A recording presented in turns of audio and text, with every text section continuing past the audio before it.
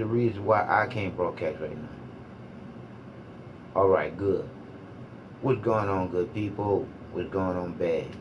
It's me, Mr. Glasses, back at it again with the truth is the truth. Period. Fuck all that bullshit. I'm saying to you right now, like a man to a woman, a man to these old funky ass kids that shouldn't be on this funky ass game. People, you have to start being held responsible for the shit that you do and stop blaming shit on the devil and in God. It's the evil that man and woman do. It's in you. It's not no bullshit outside you. So you tell me the truth. What is the reason why you believe in something outside of you if you wasn't taught to? Think about it. Everything that you think you know and believe in, you was taught to believe in to not know. I say again, everything you think you know to believe in was taught to you so you would not know what you're not believing in. Now, you might got a little confused there. Let me break it down to you. You was taught to believe in a God and a Jesus outside of believing in you. So you was taught to never want to know the truth. That's why you believing in the bullshit. Because in order for you to really find out you and who the creator is, period, and in you, let me break that down for you again.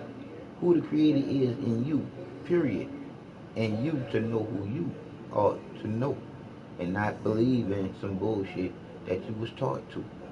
I'm just saying. I just turned the TV on just to be talking to you guys. So like I say again, the truth is the truth. Slippery. So lies can't hold on. Lies are supposed to slide off.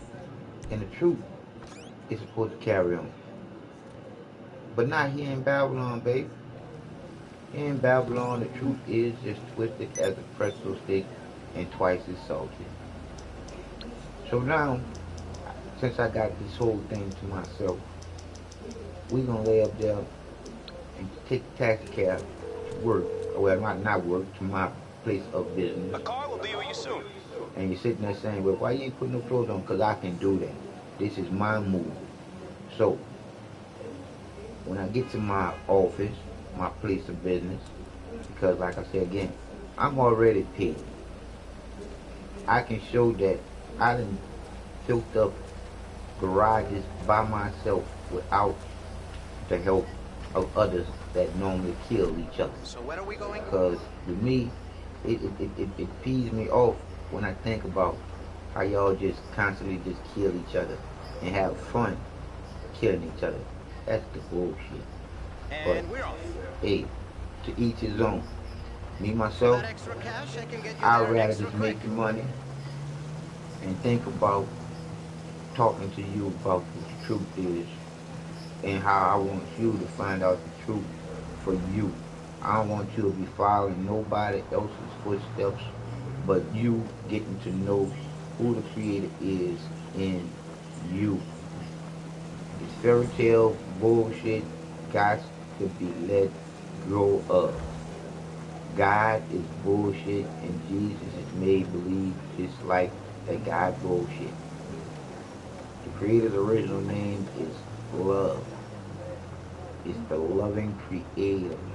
Once again, the God, man in the sky, white guy, Jesus with blue eyes, is alive. It's time for you to know the truth and stop believing in the bullshit that you was taught. So, what we about to get up there and do now is, I'm about to watch a little of this Black Wall Street And I must talk to you about what my channel is all about when it comes down to the truth. And why are people so violent?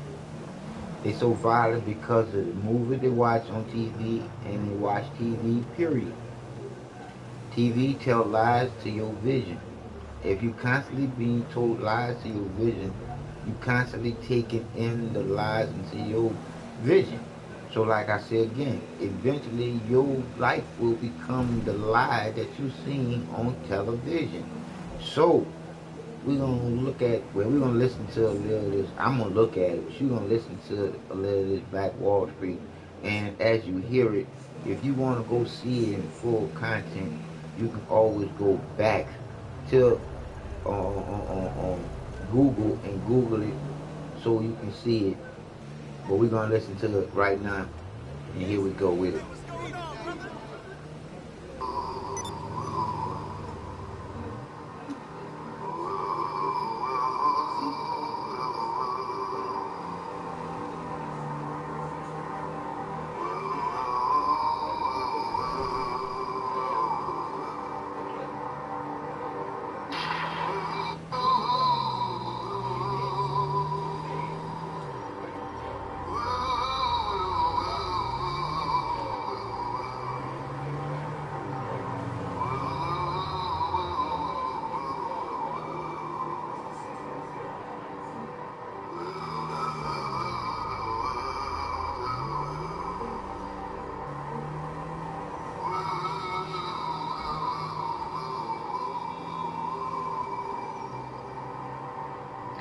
I'm supposed to be going out hunting more years. Here we are. I'm not supposed to be in there, but God let me here for a purpose. I Yeah. have experience. I have never met anyone that I had to see. We had a neighborhood barbershop, so I went over to get a haircut about 3 o'clock in the afternoon, and the barber was cutting my hair, and one barber said to the other one, he said, hurry up and finish up all that kid's hair, and let's go down on the railroad tracks. He said, we'll shoot some niggers. We opened the window so we could hang out and look, and it smelled a terrible smell. Did they burn bottles? We opened the first grave, looked in, and there were the bodies of 3 black men. We just went down real quick and proceeded to go to the next grave, which is much larger, and opened it, and there was at least 4 bodies in that grave. They were all just piled in there. That night, just about dusk, up on Reservoir Hill, which was So you just hear the south of violence, house, man? there's a great big cross burning. And all these people up there was, well, it was a clan, is what they were, because we could see them from our house. And they was wearing this cross, and we could hear people crying and screaming.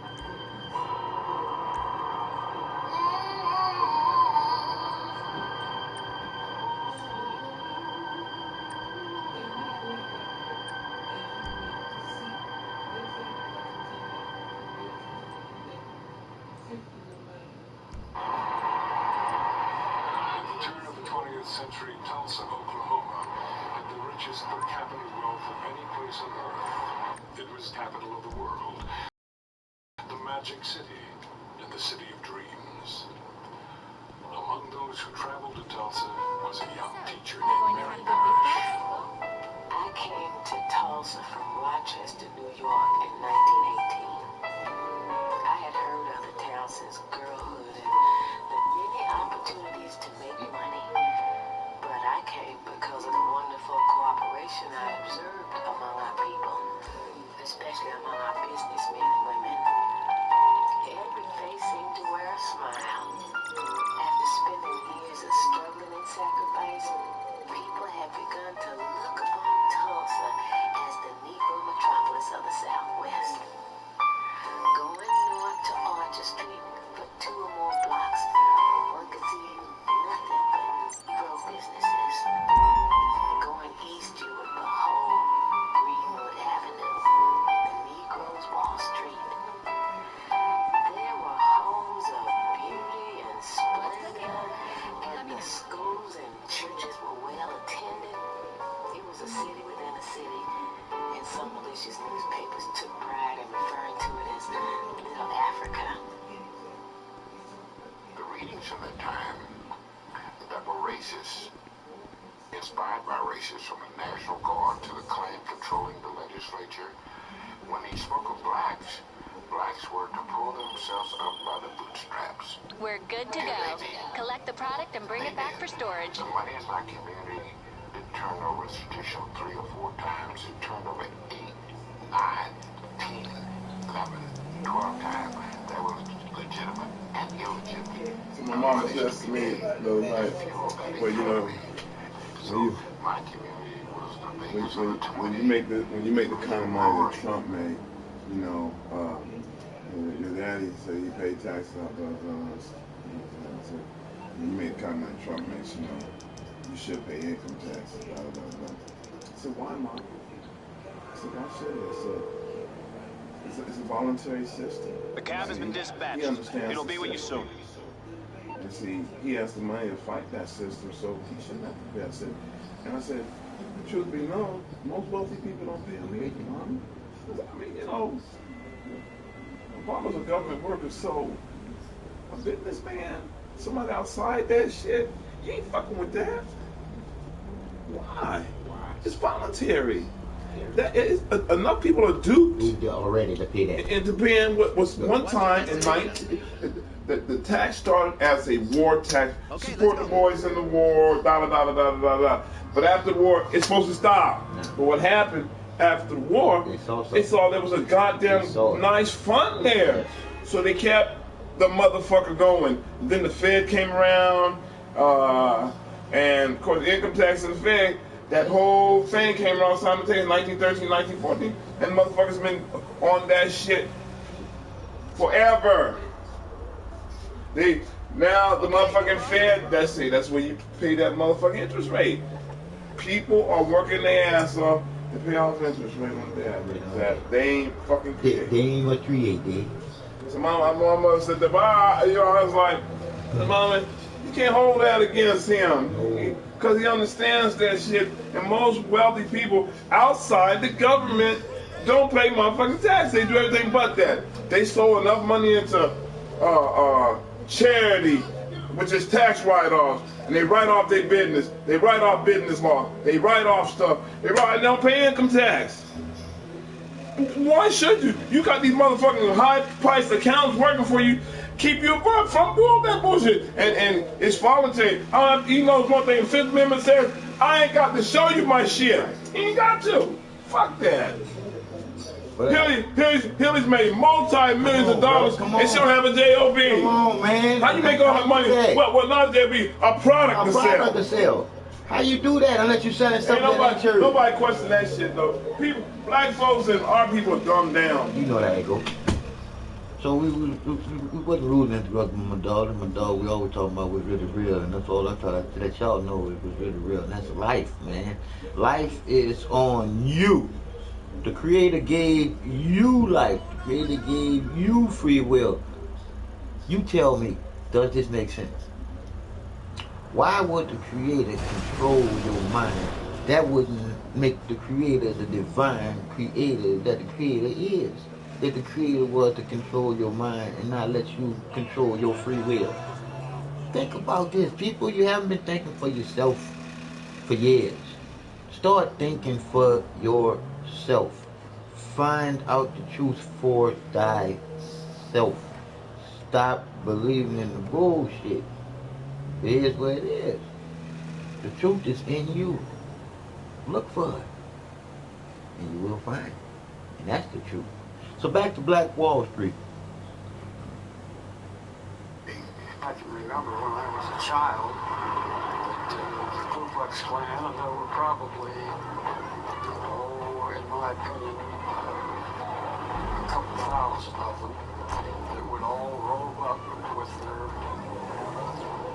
hoods on and their gowns and all, and women and men and children. They had little children, maybe 3 feet high. They were all up and holding on to somebody's hand. They would march too. Usually they would form up on about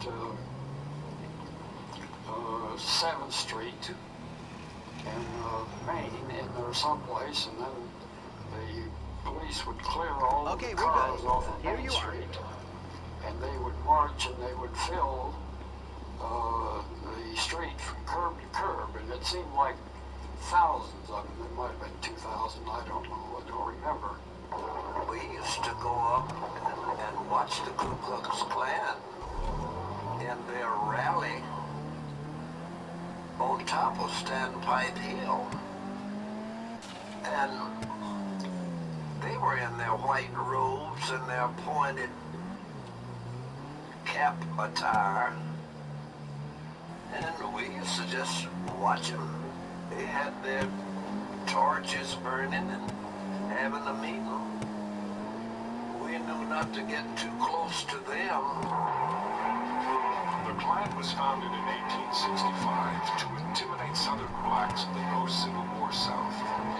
The reign of terror lasted 15 years, but as the movement died out, a legend, if not a lie, remained.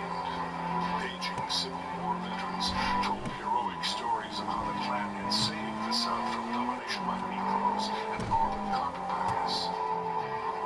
By 1915, there was no Klan in America. 3 months later, an extraordinary event took place that would resurrect the Klan and its legend. The event was the release of a pioneering motion picture, D.W. Griffith's Birth of a Nation. It was based on a best-selling book called The Klansman. In many cases, Klan recruitment ads ran next to the ads. Birth of a Nation played to 50 million people, approximately half of the population of the United States. It played across Oklahoma with a tremendous run in Tulsa. Birth of a Nation stimulated the organization of the Ku Klux Klan, which in turn maintained a high profile and stirred up many whites to acts of recrimination and of savagery in this period. When you have thousands of white men coming back from World War I, bringing back Souvenir Lewis, Spandau, and Browning submachine guns. A variety of other weapons brought back to the battlefield. And then they can't find guns. And the power structure within the city at that time, that was very interesting, would enlist them in the Ku Klux Klan and blame their problems on Jews, African Americans, and Catholics. It was a simple answer to a complex problem for simple people. Meanwhile, they could stand in downtown Tulsa and look at the mansions in Little Africa, in the Black Wall Street, and see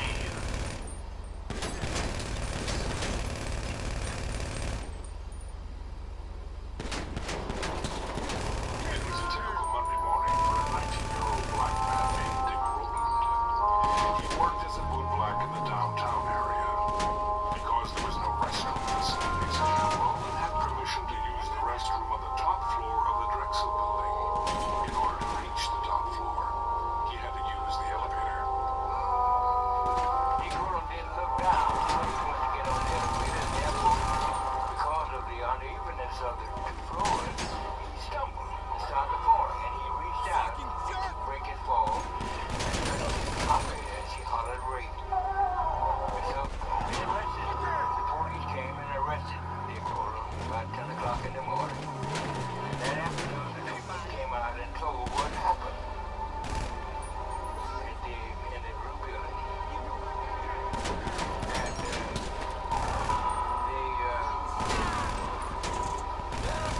after they told what was going to happen, then they said, it looks like there'll be an incident in Tulsa tonight. The newspaper described Rowland as diabetic and told of an attempted assault upon a poor orphan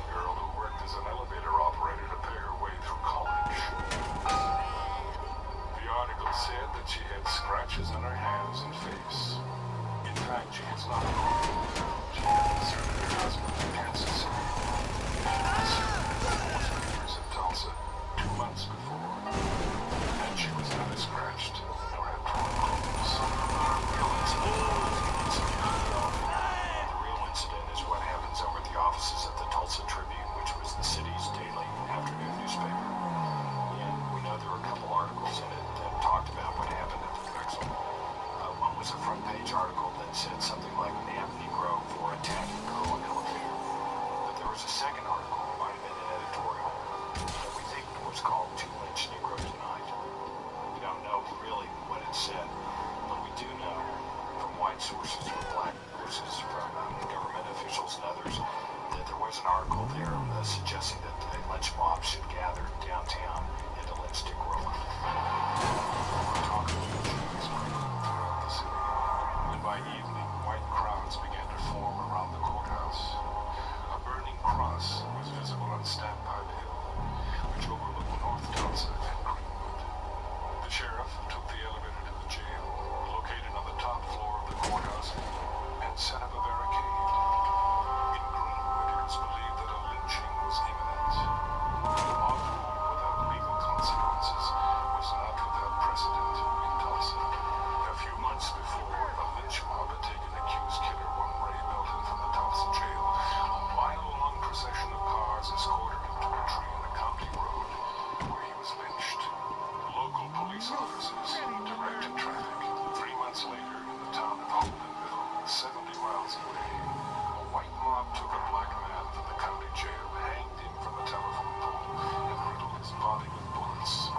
He was accused of attacking a white woman. Wagner, 30 miles from Tulsa, another lynching took place. A white man down in Wagner, Oklahoma, had him asked a colored girl for sex. She told him a price. He had sex and he wanted to pay her, and he didn't pay her. She took out a knife and cut his throat and killed him. So they arrested her, they lynched him, and then they drove his body up and down the main street of Wagner, Oklahoma. And then they These are people that say that they love and believe in Jesus Christ is coming back to save them. These the same people. They lynch people of another color because of their progress and their color. We resilient people, man. Us American brown people, we resilient. When you think of us as the first loving people, before this shit was twisted on top of his head by the cockers or crackers. Yeah, we had bad niggas too. We had bad brown people. But none of the brown people was as dirty and low down and snake in the grass as a funky ass cracker. And y'all funky ass crackers know exactly who I'm talking about. And I'm not being offensive. I'm not being racist. I'm just telling you what you put as for you. You the one that said that when you doing communion in your churches on Sunday, you drinking the blood of Jesus, and then the cracker is supposed to be the body of the Christ. So like I said, y'all call that blue-eyed Jesus a cracker. And that's what he is, a cracker. But it don't exist in you, but in you, you're cracker. So it is what it is. Crackers. I'm just saying, the brown people gotta live there and wake the fuck up. What happened with Black Wall Street? I'm talking about the building of Black Wall Street. Man, we got the potential and we have the creativity, which is the creator in us, to do it again. We created everything for the creator, so it can be visible for everybody else. Because the creator is nothing but love. It's perfectly safe at any time and at any place for any considerable number of men together to do business in the hands of an officer in the event. It's saying. Time to cut that bullshit out. 1921. Most of the news that people received came from their newspapers. It's incredible to look at the content of those newspapers and realize that there was a constant barrage of articles appearing concerning lynchings of black people. This was over and over and over again. In fact, 2 black people a week were being lynched in America at this time. The evening being a pleasant one, my little girl had not retired, but was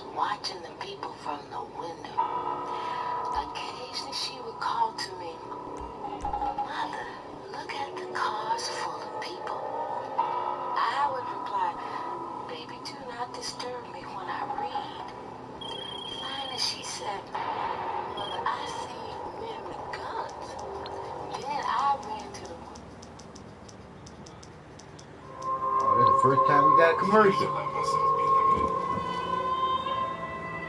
The cop should be with you very soon. And the guns. Then I ran to the window and looked out. There I saw many people gathered in little squads, talking excitedly. Going downstairs to the street, I was told of the threatened lynching and that some of our group were going to give added protection to the boy. I am told that this little bunch of black men marched up to the jail. Okay, where are we There were going? already over 500 white men gathered, and On our way. number would soon swell to over 1,000. Someone fired a stray shot, and to use the expression of General Grant, all hell broke loose. Sound like some shit that they'll start today. If you're willing to pay, I'm willing to speak.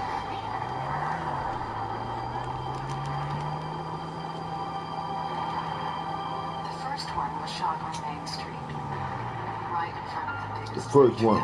The first one. His falling brought the crowd to a halt. I just stood and looked at him. 3 or 4 ambulances clanged down to the place, but the crowd turned on them and showed their guns. One said, "Don't touch the blankety blank." The ambulance workers didn't quite know what to do, so they turned off their engines and just stood there, blocking the street. Then there was a whoop a block away. Some of the Negroes had tried to organize and get their friend. The crowd surged forward, trampling the man on the sidewalk who was about dead. He lay writhing on the sidewalk under a billboard from which smiling face America's sweetheart.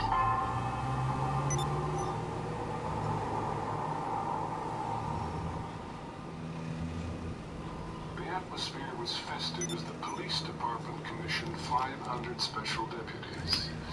These could best be described as Klan deputies.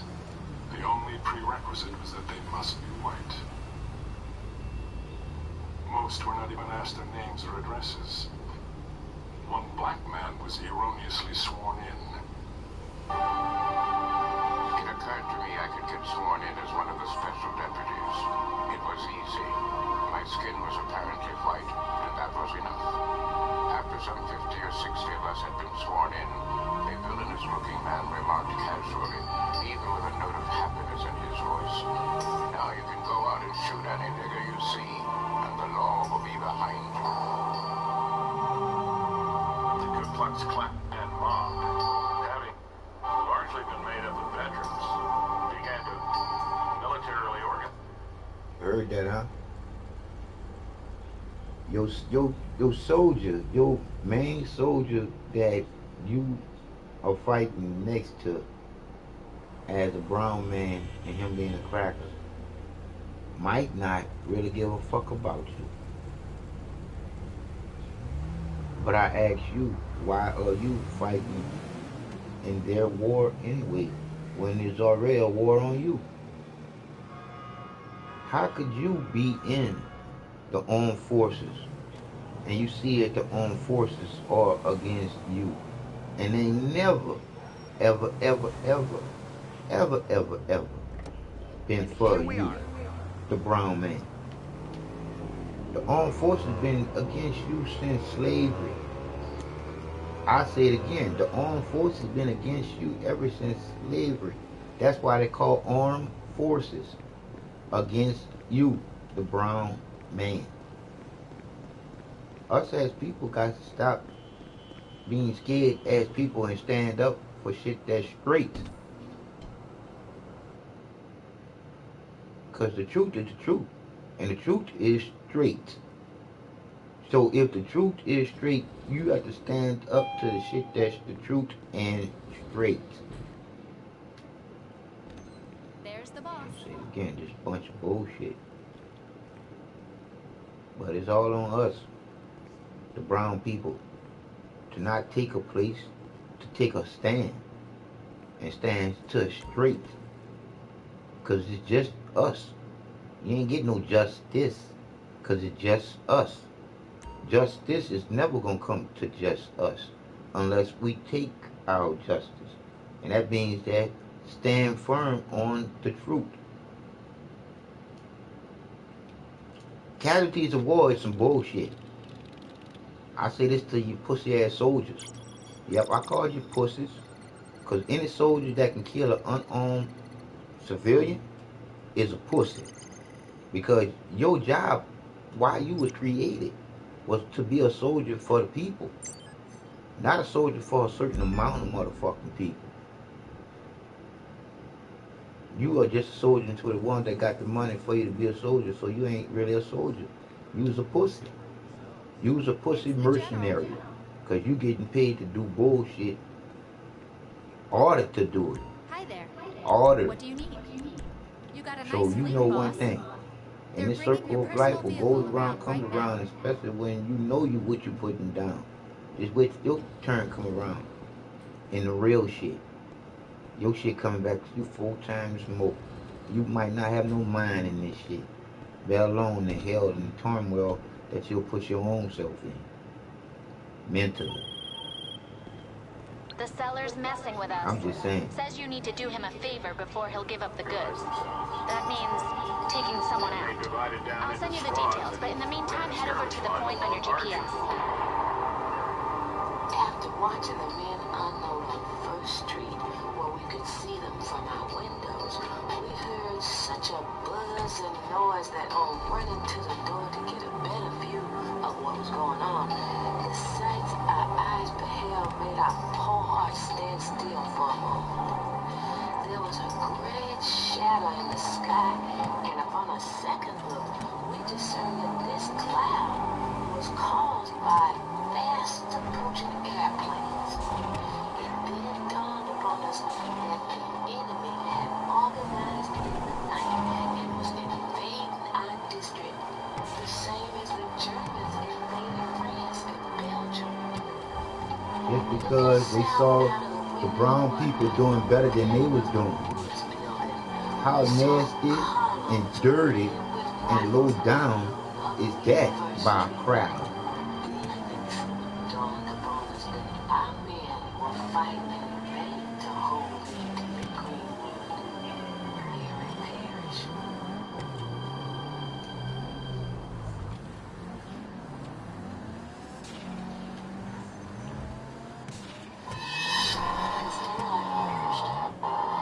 The whites were given a signal by a whistle, and the outrage took place.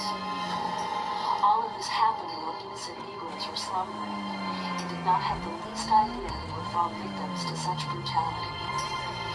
At the sound of another whistle, more than a dozen aeroplanes went up and began to drop turpentine balls on the Negro residences, while 5,000 whites with machine guns and other deadly weapons fired in all directions. Where did they get the weapons from? Where did they get the weapons from? Where did they get the weapons from? You see how evil these crackers are? Ain't no use to be. Are. Brown people, your eyes, people. I ain't saying I no hate for no crackers. Just know that you're dealing with some cracker people.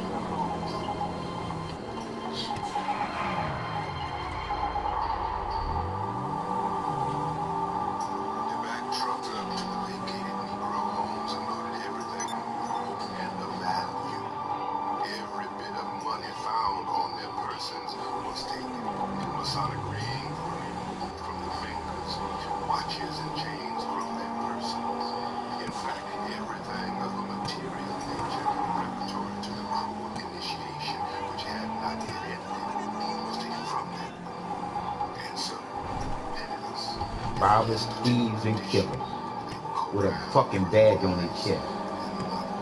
Robbers, thieves, and killers with a fucking badge on their chest. Once they break that service line, they marched into the north side of downtown and they shot everybody they could find. They burned every home, but not before looting it first. They burned every They hated that the black and brown people were striving better than them, but we were supposed to be the heathens and the savages. What do you see right there? You see heathens and savages Right here, that's what they are. Heathen and savages.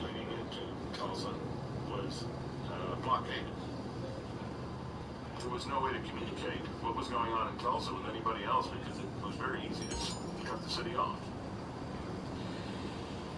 And that's exactly what the mayor and the city commission and the Ku Klux Klan wanted, because it gave them the opportunity to clean out the entire African-American area of the city without being interfered with. And they were doing it very systematically. The mob would not permit Klansmen to battle the blaze. They looted stores and pawn shops for guns and ammunition, but they also took walking suits, tools, tires, and jewelry. Cargoes and whites would occasionally venture into the black area and shoot into the And I said to my mother, I said, Mama, we better get out of here because the white folks are really tearing up Jack. They're burning the places, they're killing people, and they're going to kill us. And we were sitting out and people kept running. They just open the gate, come out through, and they're not the bad. And Mama said, what are you people running for? You don't know where you're going? They said, no, they're killing over, they're burning the town down over the hill. The technique varied with different groups in the mob. The general procedure is to walk to a door and put a gun against the lock and blow it off. The flimsy doors were smashed easily enough. This was gun night. Once inside the cabin, everything breakable was broken. Trunks and bureau drawers torn open, pictures and telephones wrenched off the walls and trampled. They didn't often find anyone in the houses, because by now the blacks were scurrying ahead of the horror out into the country beyond the town. But sometimes they did find someone with whom they dealt. When they had smashed enough, they scattered around a little kerosene and threw some lighted matches into the mess. The cabin didn't burn well. It would be reset presently by the blaze of the one next door. The houses the mob set fire to without breaking in first were any of them still lucky. Because sometimes there were people in panic, paralyzed. People who didn't realize with all the noise and fright that the house was on fire until it was too late to get out. As a black veteran, he could not believe that this mob would kill a veteran. And as the mob got closer to his home, he put on his uniform and stood out in the front yard at attention. The mob killed him and burned his house. In frenzy of And you want to call us savages? black corpses were tied to the bunkers above the buildings. You want to call us savages? You want to call black people savages? This wasn't no make-believe that these people did. This was real. An elderly black couple was murdered returning from church. A white man mistaken for a black man was summarily executed. Nah. Enterprising entrepreneurs snap pictures of the grisly scenes to be sold later as postcards entitled "What the Negro of Tulsa." Death would come easily. Even a defiant glance at the camera resulted in instant execution. America's most renowned black surgeon, past president of the State Medical Association, Dr. A.C. Jackson, was shot by a white teenager as he held his hands above his head. He was not killed instantly. His body was thrown into a truck and he was dumped in the convention center, where after hours of suffering without medical attention, Wow. But we savages. But we savages. But we savages. This is y'all background. This is what y'all come from. But I don't hate y'all. I see y'all as stupid ass crackers. Did y'all get y'all? Believe that, yeah. It ain't gonna be no afterlife. Afterlife gonna be the best part of what you gonna get. But in this life, it's that part that can really fuck you up in this.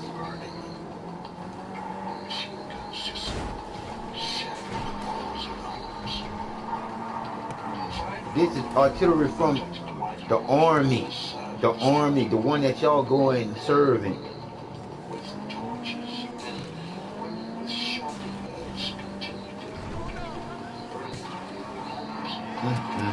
Even the women was part of the madness. going shopping because they're going to get the good stuff that the black people, the brown people had, because they wasn't shit.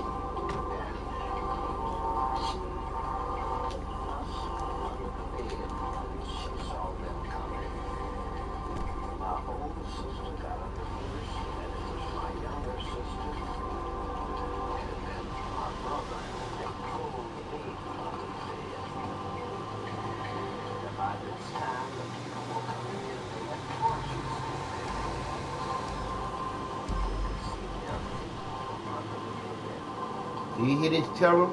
Do you hear this terror on American soil? And what Donald Trump saying will make America great again? Since when the fuck is this ragged son of a bitch and ever great?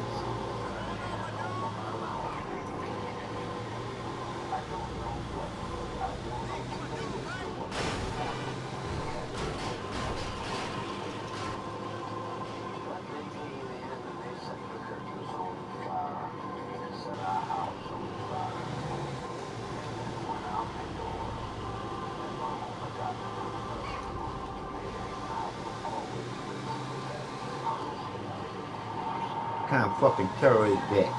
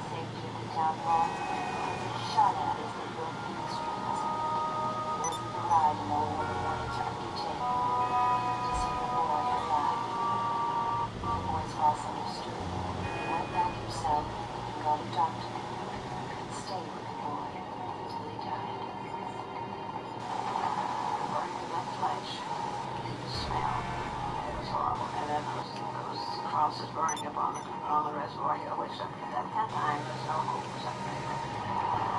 About 7 o'clock at night, guards came. They took away the children and crops from the city. After we had the police being easy, a bunch of whites come in. Hello? Hello?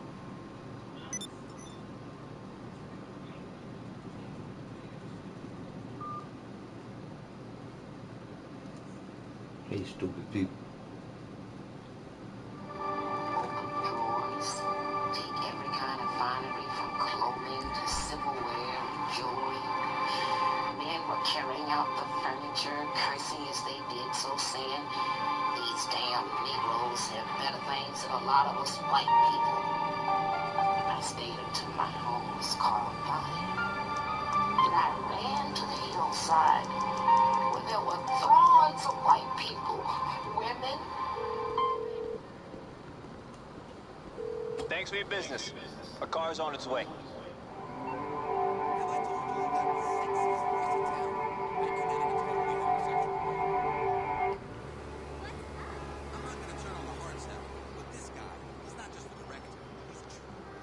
Throngs of white people, women, men and children, and even babies, watching and taking snapshots of the proceedings of the mob.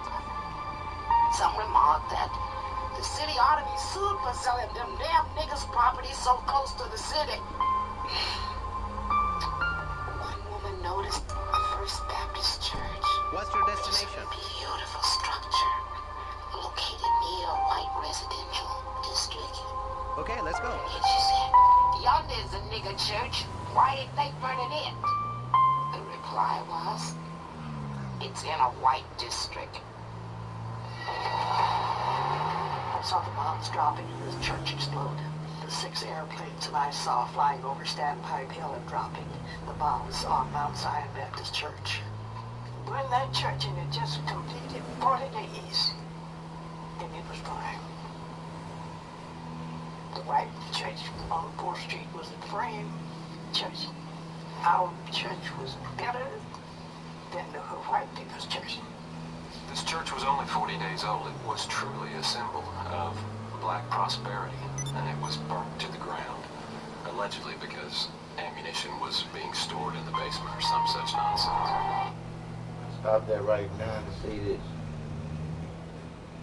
You heard me rant on here on how bad it was and still is when you're looking at unarmed brown people are being shot down like dogs and nobody is being held responsible for it. Just as well as the brown people and the crackers are being felt narcotics by doctors and they don't really need it. But the doctors' top and bottom line is how much medication that they can put in you is how much money they can get out of the system. I'm just saying, people, my channel is just for you to find the truth in you and think about some shit for yourself. Because you constantly thinking the way that you've been taught to think. Here we are. You're not thinking for yourself, you're thinking like somebody else. Taught you to think. Think about that. You was taught to think what you think you know. You was taught to believe in it like it's so, but it was nothing but a lie to control you with. God, for instance, is false evidence appearing real. You ain't never seen God simply because man created it just that way for you to fear. Something you've never seen and you don't know nothing about. But you should know everything about you, and then you'll know the creator in you, because you'll know that you can be a creator yourself. Wall Street could, the brown Wall Street can, well, it's called black then.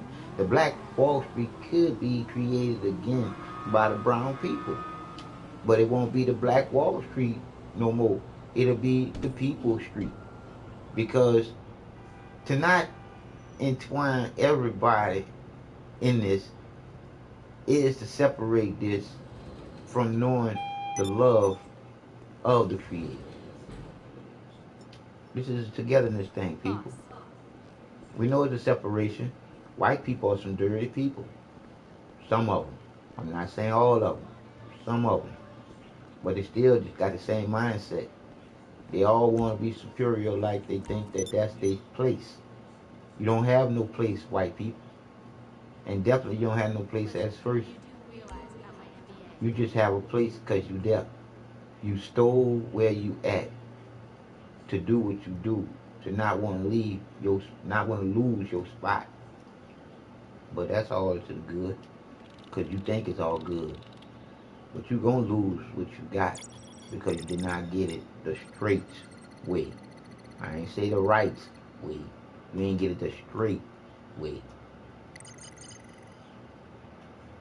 Because I know the truth about what's straight. And there's two rights, just as there's two lefts. There's rights as you right, and there's your right hand.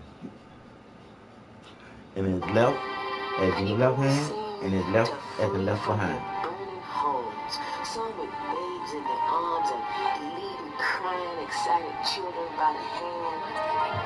Others, old and feeble, all fled to safety. Yet seemingly, I could not live. I walked as one in a horrible dream. By this time, my little girl was up and dressed, but I made her lie down on the dew floor in order that the bullets must penetrate it before reaching her. By this time, a machine gun had been installed. We're good to go. Collect the product and bring it back for storage. Y'all some stupid soldiers. Y'all stupid. Y'all stupid. Every brown soldier that's in the army, y'all stupid. You're stupid. You are stupid.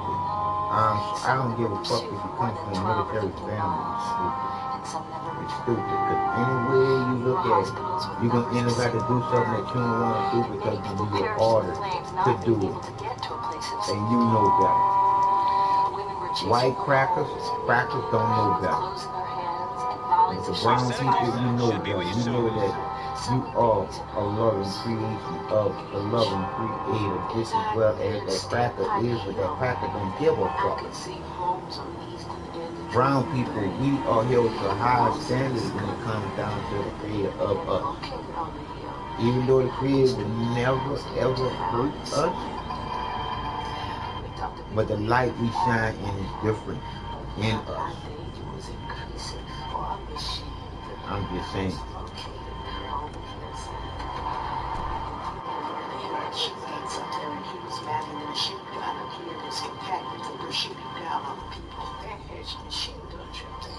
Easy.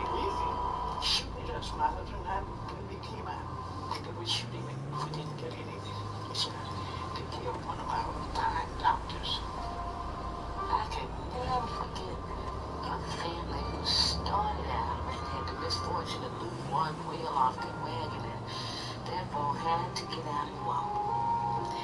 In that numbers was a mother and a father with a 6-month-old infant. Oh, such a fine and healthy baby. The father would run along and carry it a while, but the mother would take it until she was tired out. When they both were just about exhausted, the father cried out, "Oh, someone help us." Mrs. Rosa Davis Skinner, who told about the night of the riot. When it broke out on Greenwood, she was asleep. Her husband awakened her and said, "Wife, come on, there's a riot on." And they left fleeing, she in her gown and house shoes, and joined with a neighbor next door who had had a stillborn baby. Early in the day, they were going to bury the baby the next day, put it in a little shoebox. And Mrs. Skinner said that while they were running, mobsters shooting at them, bullets zinging at them, people shoving and bumping into each other, this lady dropped that little shoebox, and she got down on her hands and knees to try to find it, and she couldn't. And her husband just dragged her away, saying, "You're going to get killed, we've got to go." And he dragged her away, and they never found that little baby. This lady wept when she told me that. She was 98 years old, and that had been 75 years earlier, and she wept and said, "I often wonder what happened to that poor little baby." They was dead anyway, but the whole moral to the story is the terror that this 91-year-old lady had to endure when she could tell her story as a 91-year-old lady. She get to remember that terror that those crackers put her and all these people in and under at that time back at the Black Wall Street, which is where this bullshit is happening right now. Where that white boy killed that black man, where that cracker killed that brown man that was unarmed, well, he was armed, but he wasn't pointing no gun. And they're saying that it was a brown man that killed the brown man. How you allow them to put you in a situation like that, brown man, unless y'all just crooked like that all together, man? That just show you the corruption that's in the police force all over the world. All police forces are corrupted when you look at the bullshit that's happening right here in front of your eyes. That motherfucking cold blue shit is real. They cover their own asses in this field of bullshit. We need to get together. The people need to get together and have these people held responsible for them not being people. All these secret society, masonry, all that bullshit. Anybody that's hiding a secret ain't shit, because 9 times out of 10, the secret is about you. About something that deals with you as a human being here. Like I say again, a human being here, not a human being. That's another word that a man and a term that a man claims. Because you know that you're not an animal, you just stupid to the point where you eat meat. I'm just saying. Because if you really did believe in anything, you would believe to know this one thing, that if you eating to live, why kill to eat? Think about it. It's self-explanatory. And that's on the real deal, Holyfield. You can live there and miss a meal. Especially if you gotta kill it to eat it. I'm just saying. Back to this terrorizing bullshit that's terrorizing people with. But I'm gonna live there and put this part on by itself. I'm just saying, people, we gotta open up our eyes to see the truth is in you, to know, not believe in some bullshit that somebody told you to. I'm Mr. Glasses, and the truth is the truth. Period. Fuck all the bullshit. You've been lied to from your birthday being really your born day, because it's your mama's birthday. That's the first lie that was told to you in the first place. I'm Mr. Glasses. The truth is in all of you.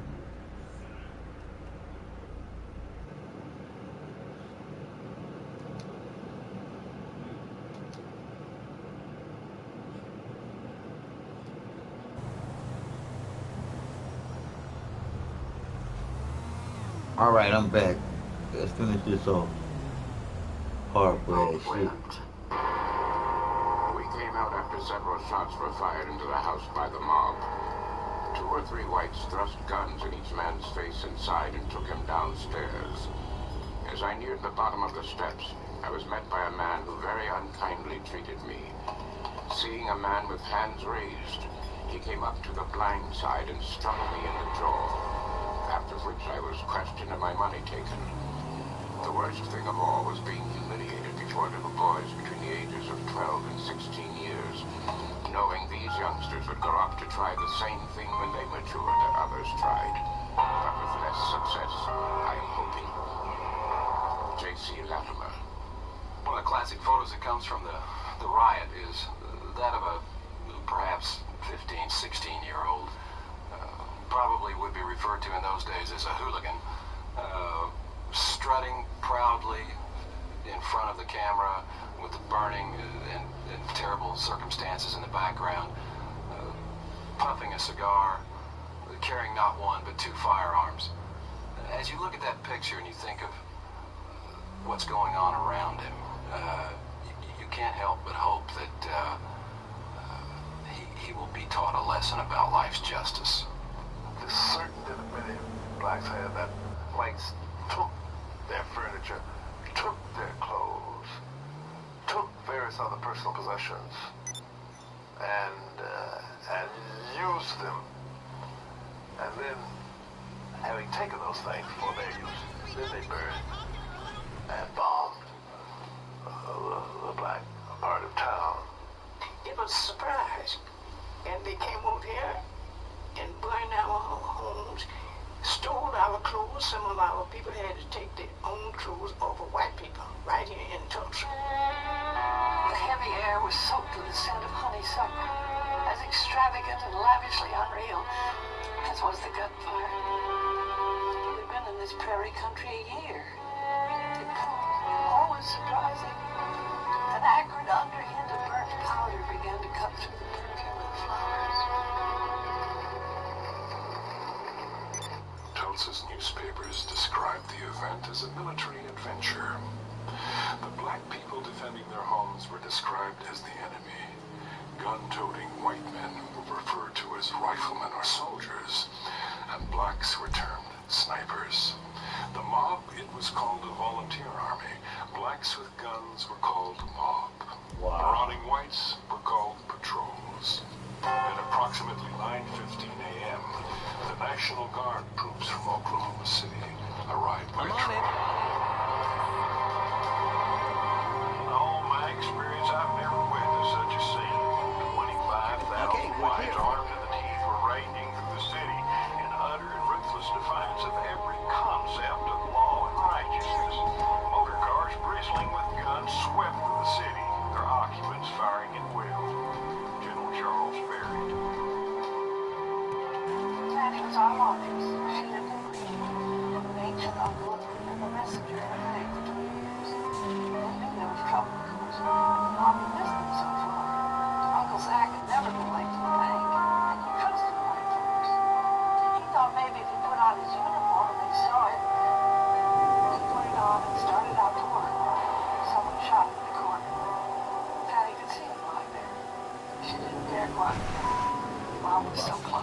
savages. The savages all were. All killed. The guards set up camp and began to prepare a breakfast. When a local citizen urged the commander to take some action to save property and lives, he was arrested. Martial law was declared at 11:29 a.m. The Ku Klux Klan, realizing that they were now up against an organized military force, withdrew out of the area and dissipated back into their neighborhoods. It was very much like a guerrilla operation where you could no longer tell who were the combatants because they weren't wearing uniforms, and now they were part of the civilian society.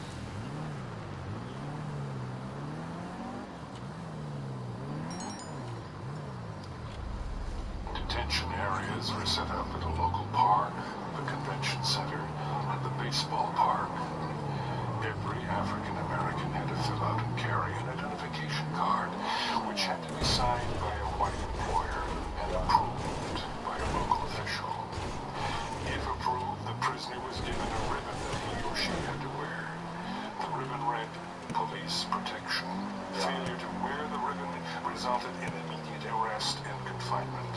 A black person could only be released from detention if he or she was vouched for by a white person. About 11 o'clock, they took my invalid mother supposedly to the convention hall for safety.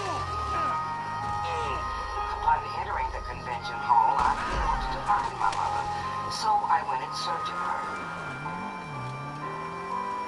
I found my mother at North Methodist Church.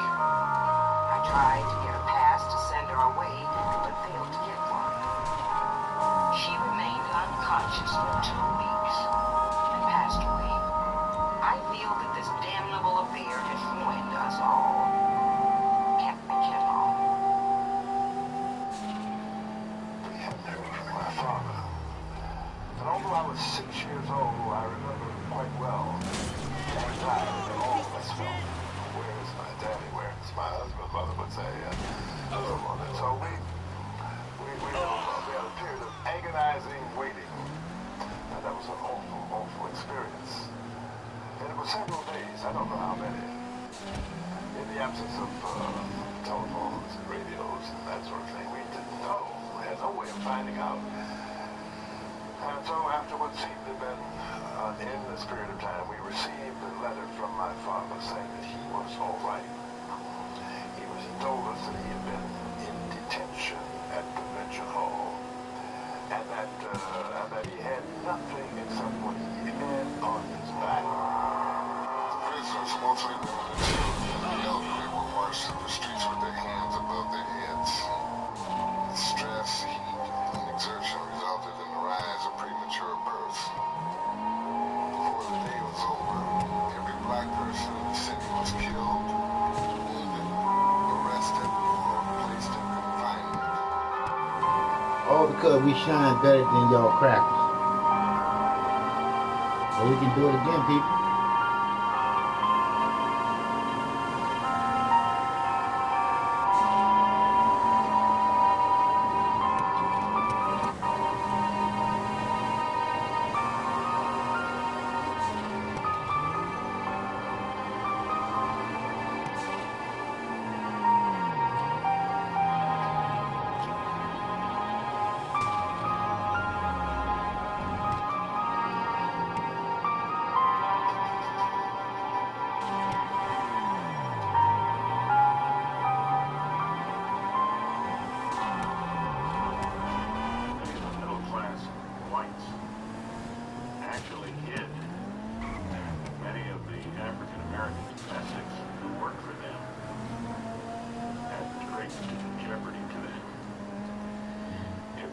Family during that riot had been found to have hidden an African American.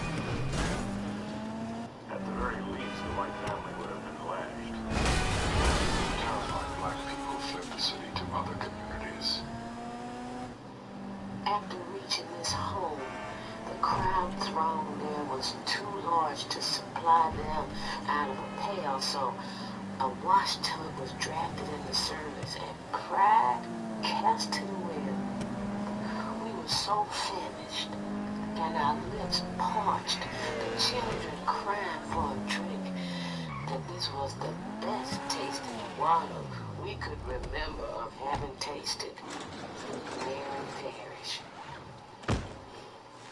We had an Indian years ago live behind us, and he would give us a day per day how these people were walking down the railroad coming towards Claremore, toward Chelsea, and coming toward Bonita. They were just like the rest of the hobos that came to our back door. And they had lots of with baby buggies, no men at all women, lots of old women. On we went toward the section line, the crowd growing larger. Always get rid of the men first. The question on every lip when a newcomer from town. Brussels, Munich, Chattanooga, San Bernardino, Orlando. Global jihad is on. The question on every lip when a newcomer from town would arrive was, how far had they burned when you left town? After we had gone several miles, we began to see automobile loads of men with guns going east of the west. We wondered where they were going, but we were not destined to wander for long, for as we neared the aviation fields, we saw their destination. The planes were out of the sheds, all in readiness for flying, and these men with high-powered rockets were getting into. As we went further, we saw several men leaving the fields, going to the house, returning with guns, and heading towards Tulsa. Killing other people like they ain't nobody. This is your legacy, crackers. This is your legacy, crackers. I saw Ray's lady coming toward us. My lady friend and I went to meet her. She advised us to not to try to pass through a little Georgia town. There were black people who were trying to escape. Women, children, and old people like we were trying to escape from the steel going up the railroad tracks that went by that hill into Collinsville. So a group of black people came by that hill trying to escape, and somebody thought that they were being attacked and invaded, and apparently they began shooting and killing them. The airplanes continued to watch over the fleeing people in great birds of although we were only 13 minutes from Tulsa, we could at about 10 p.m. see the smoke rising from the ruins. How can another people do another people that unless they ain't know nothing but evil people? You gotta know.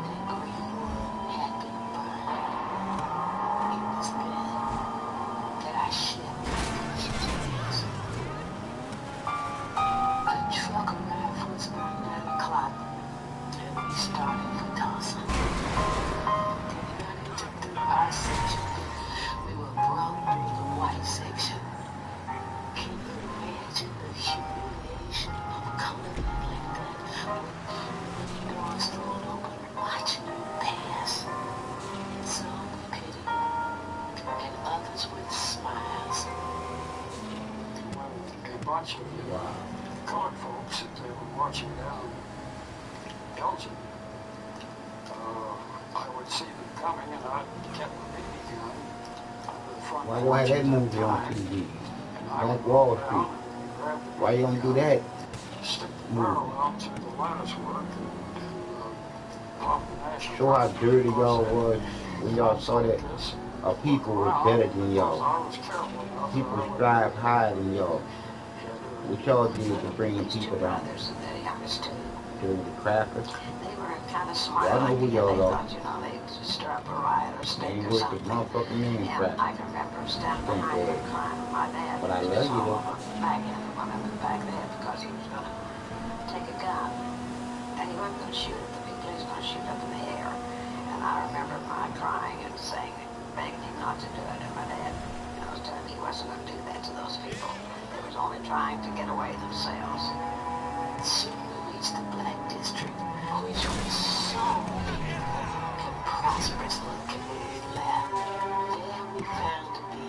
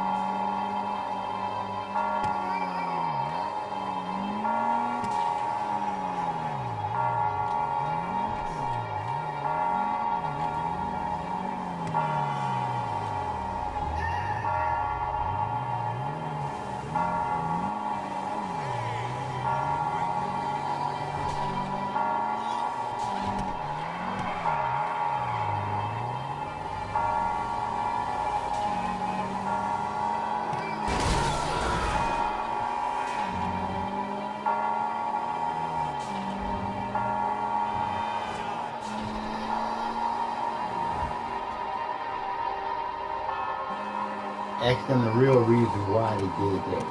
That wasn't because no man raping no woman. That was because they saw a people doing better than a people that's supposed to be doing better than a baboon. Somebody that ain't supposed to know nothing. The one that created the whole society. Crate on the back to carry the greyhounds in. He took that crate off when he left the greyhounds, wherever it was he left them at some kill or other. Just had a plain pickup truck. And the police saw his truck and they told him to haul bodies, dead bodies, to wherever they were taking them. I don't know where they took them. And I saw these 2 truckloads of bodies, dead bodies. They were Negroes with their arms and legs sticking out, you know, through the slats. Why is you laughing? And it frightened me so that I kept thinking of them in terms of dolls. On the top of the very, very top of the pile of bodies was a little boy just about my age, and his head flipped over like that. And he looked at me, his mouth was open, and he was in brown pants and a blue shirt, and just looked like he'd been frightened to death. And so I screamed that Jesse came in, but by that time the 2 trucks had passed on.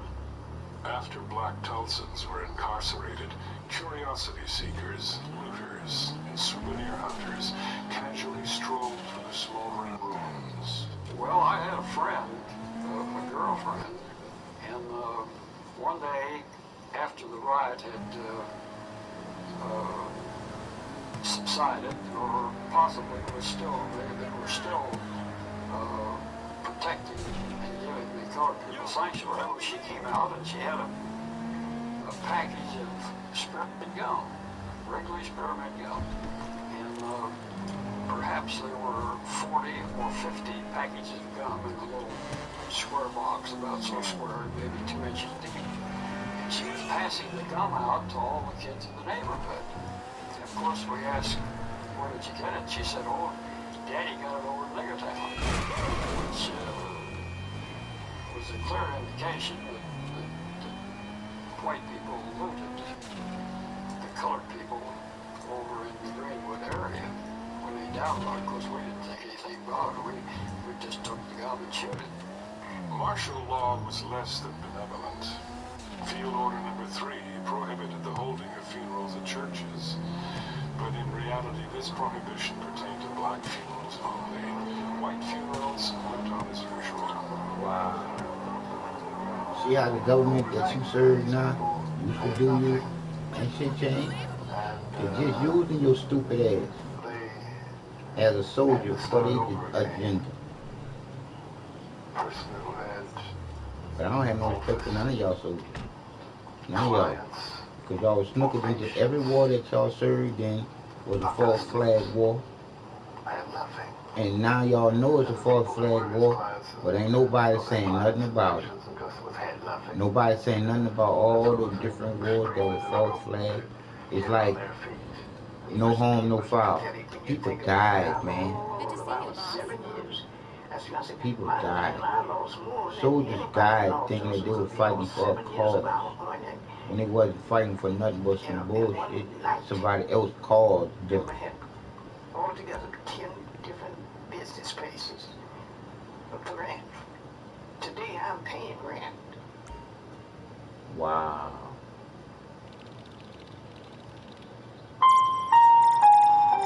Few black Tulsans had insurance.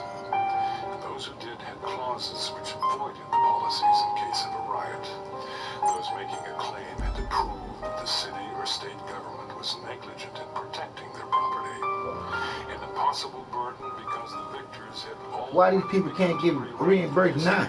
Now that they see it all that was a fucked up lie, and they don't have no stipulations on murder. They group of people that was murdered there.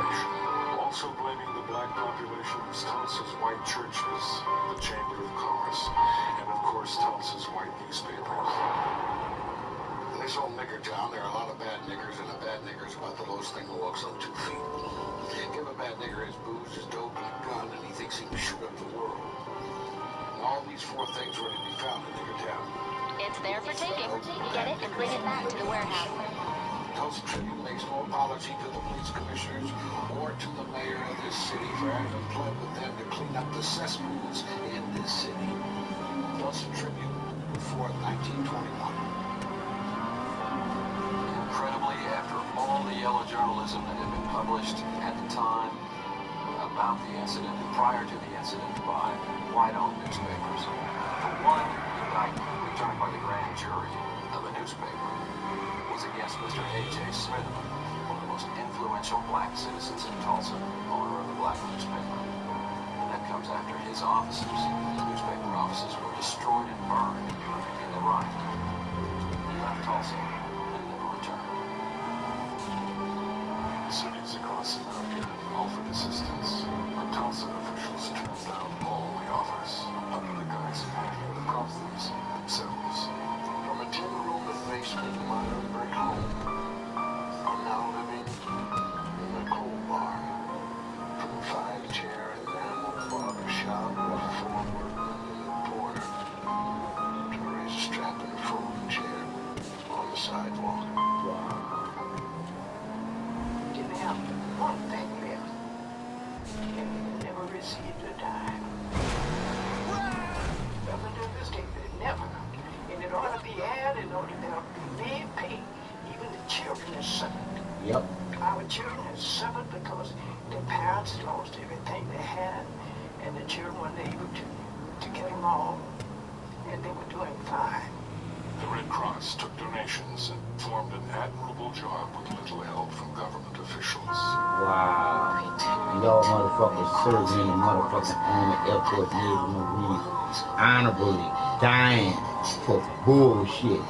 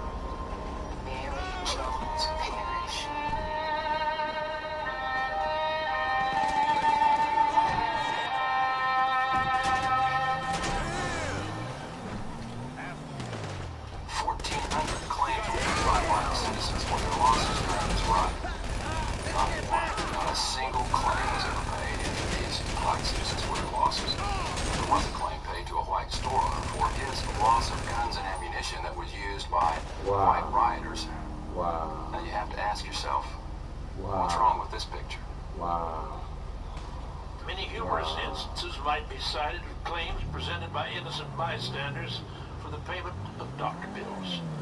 All such claims were originally investigated, and many were turned down for the reasons that it could not be shown that the wounded parties were innocent bystanders or persons in the employ of the city or the county for guard purposes. Quite early in the fall, a claim for a $55,000 doctor bill was presented by a young white man for a gunshot wound treatment. Yes. The claim was Okay, thank you. Thank you. Come on, man! Get me out of here! The claim was of the innocent bystander kind. After lengthy explanation on the part of the claimant as to how the injury was incurred, but after his admission that he was not employed by the city or county, the Red Cross record keeper confronted him with a full-size photograph of the same young man in the middle of the riot district with a shotgun over his shoulder and a high-powered rifle in his hand. Although he did not deny the identity, he has not been seen at the Red Cross office since. After this experience, no further claims have been made by innocent bystanders. Mr. Maurice Willows, Director of Red Cross Relief. A tent city was constructed to house refugees. Embarrassed city officials, white newspapers, the clergy, and the Chamber of Commerce perpetuated the myth that White Tulsa had an outpouring of aid into the devastated black community. In fact, just the opposite was true. With homes looted, homes and stores burned to ashes, with sick, aged, and enfeebled carried out or left to perish in the died, man, in this shit. mothers And ain't nobody saying nothing about this. This is a tragedy in itself. Nobody got really being rebirthed. Nobody helped with whole responsibility. Some of these bitches still alive. City fathers had passed an ordinance making it forever impossible for them in their destitute condition to go back and rebuild on their homes. Just because they didn't want them to strive again better than they stink dirty crack of barrel bitch ass. White people, y'all are some dirty sons of bitches, some of y'all. But I'm not mad at you. I'm just liking to see exactly what your colors are. Tulsa needs to be fixed, buddy. Tulsa is a time bomb. That bitch there is, the white people, y'all need to leave. It's impossible for them to conform to any requirement that they rebuild only fireproof structures. Wow. And my father said, Bill, arrest you, I'll get you out of jail, you can go on law building. And my dad had challenged the constitutionality of that city ordinance. And the Supreme Court of the state of Oklahoma declared that ordinance unconstitutional as being a frivolous piece of legislation designed to keep blacks down. With their hearts bleeding, their homes and all of the relics that make the memories of life's past sustaining, with shocking realization that their families are broken and scattered in fear of the mob, with trembling, weak, hungry, and hungerless bodies compelled to be stolen on the fairgrounds under a heavy, cruel God who greets them with harsh orders and vulgar language, while suffering all this and more. The mayor, commissioners, the real estate exchange, the welfare board are like those who crucified Christ, casting lots of the Negro's hard-earned land. G.A. Gray. Not only was the area declared a fire zone, which effectively was designed to prevent it from being rebuilt, but then amazingly, just incredibly, the city fathers put the land up for sale. Wow. The Reconstruction Committee appointed by the mayor and city commissioners June 14th. Tulsa extends a welcoming hand to wholesale houses and industrial plants, which are to be located on the trackage property in Little Africa, swept by fire, and which is now within the city fire limits, restricted to the erection of fire-resisting buildings. The committee also expressed a sentiment in favor of using a part of the burned area for a Union Station whenever such a project is ready for consideration by the railroads entering Tulsa. Tulsa World, June 15th, 1921. In order to help people get in touch with their loved ones who were anxious to hear from them, Mr. Theo Bowman, the Oklahoma Sun, succeeded in getting out a little daily paper. Each day he would publish these lists.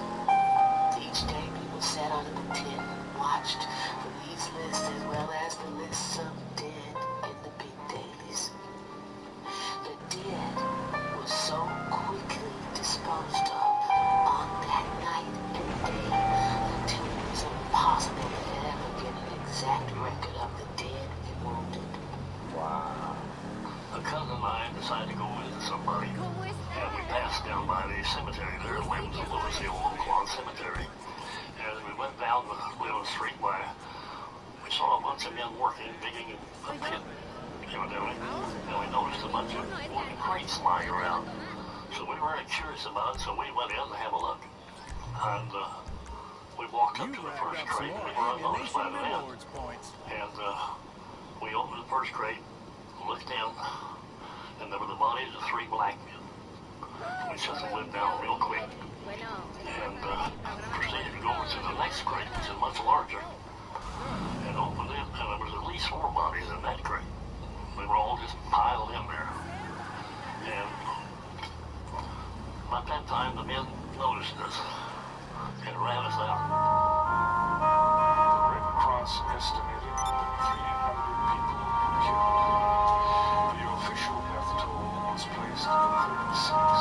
Terrified witnesses told the bodies been disposed of in city and cemeteries, the Arkansas River, and local strip mining pits. When a witness was asked about the difference between the Red Cross totals and the city's official count, the reply was, there is no statute of limitations on murder. Yeah. Yeah.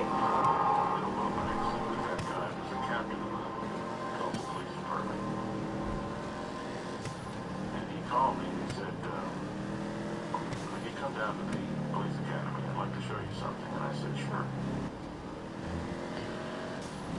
And I dropped down to the police academy, and he was cleaning out some files. And underneath the bottom drawer were several pieces of paper that were clipped together with a rusty paper clip. With the rusted paper clip rusted to the paper. Papers had not been separated in years. What you had was a description of casualties that were what we later referred to as KIAs. And there were 300 plus on these 6 pieces of paper. There is absolutely no question in my mind that of all of the horrible race riots we've had in this country, Watts, 1968, Detroit, 1942. None of them had even approached the casualty levels of Tulsa of 1921. There was definitely a cover-up or a suppression of the material. For example, the inflammatory article, "To Lynch Negro Tonight," has vanished, disappeared. It's not in the Oklahoma Historical Society. It's not in the newspaper archives. In the microfilming of the Tulsa Tribune records, it's been excised and can't be found. Now, some people would and have said down through the years, why research this? Why bring it up? It can do no good. And in fact, there has been some threats of real danger, possible harm to those who would explore the situation and would look at it again. I'm not so sure that in many minds, black and white, that the cover-up was helpful in gaining some equilibrium. Whites need to be comforted that they had done no wrong. Blacks need to be comforted that no new wrong could happen to them. So but those 2 things companioned themselves created this conspiracy of silence. 1,200 homes were destroyed. Another 320 were looted. Over 4,000 people were left homeless, and over 1,000 spent the harsh winter in tents. No one was ever imprisoned for his or her actions. Wow. Charges against Dick Rowland were dismissed. No one knows what happened to him or the elevator operator.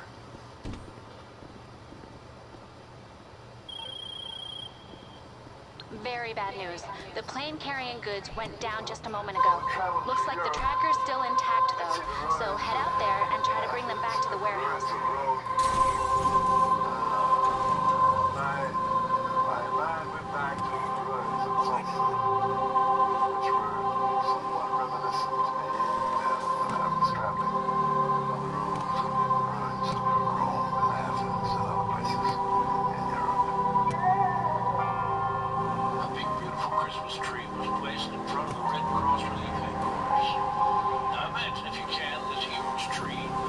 It's standing in the middle of a district which had once been comfort homes, but now filled with littles and two-room wooden shacks.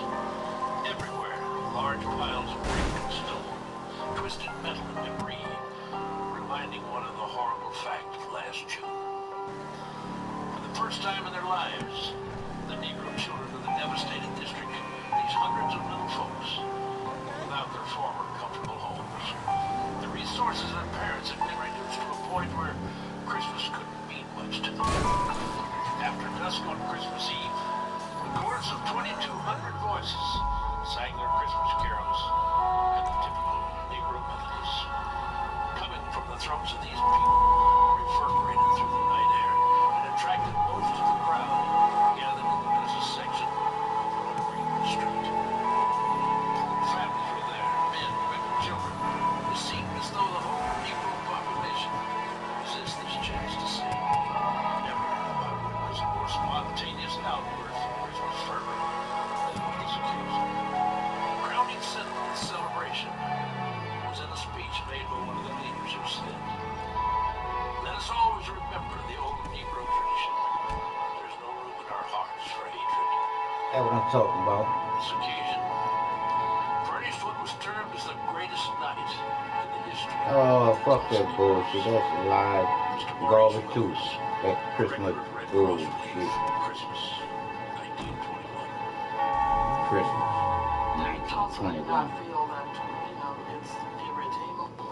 That was just a mindset at that time. What we hope to rise today is the danger of having a mindset that would exclude someone based on race, religion, gender, or something. So we hope that we learn some lessons from this. Some of our group feel their superiority over those less fortunate. But when a supreme test, like the Tulsa disaster, comes, it serves to remind us that we are all one race.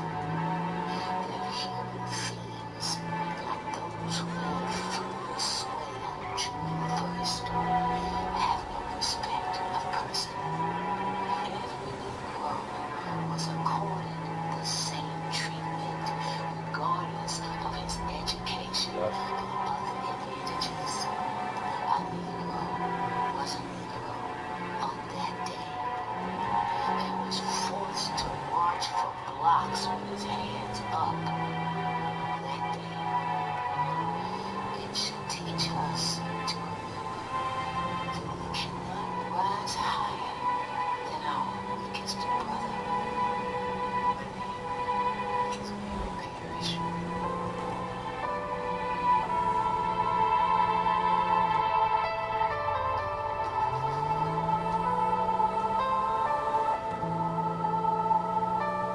In 1921, one of the most devastating massacres in U.S. history took place in Tulsa, Oklahoma.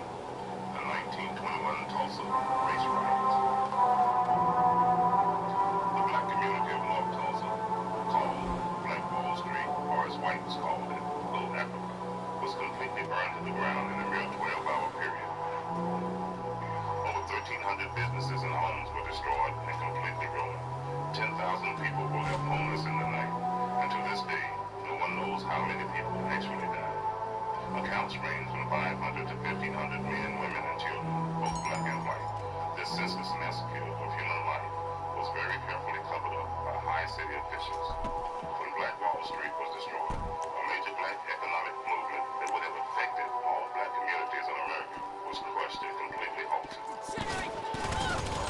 Black Wall Street was the most prosperous, most thriving black community in America during these times. It defined the word nepotism to its ultimate form. These highly organized blacks worked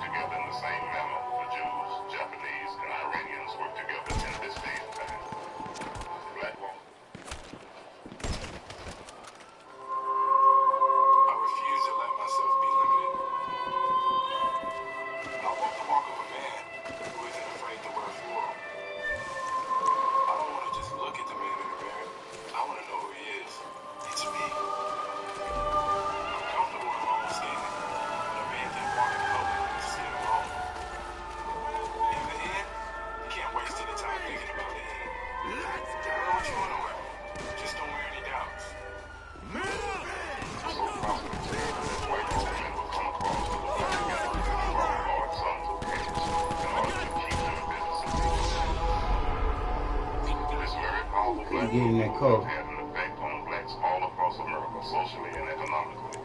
But 3,000 card-carrying Klansmen would not allow that to happen.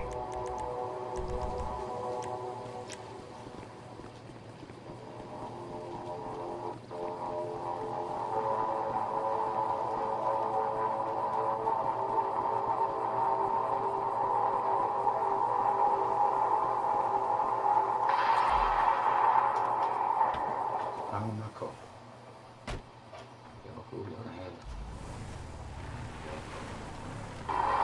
What you're about to witness will astound you. It will most likely affect you very deeply, no matter what race, creed, or color you are. And just maybe, this film will make us all take a second look at our fellow man and not hate him or her because of the color of their skin.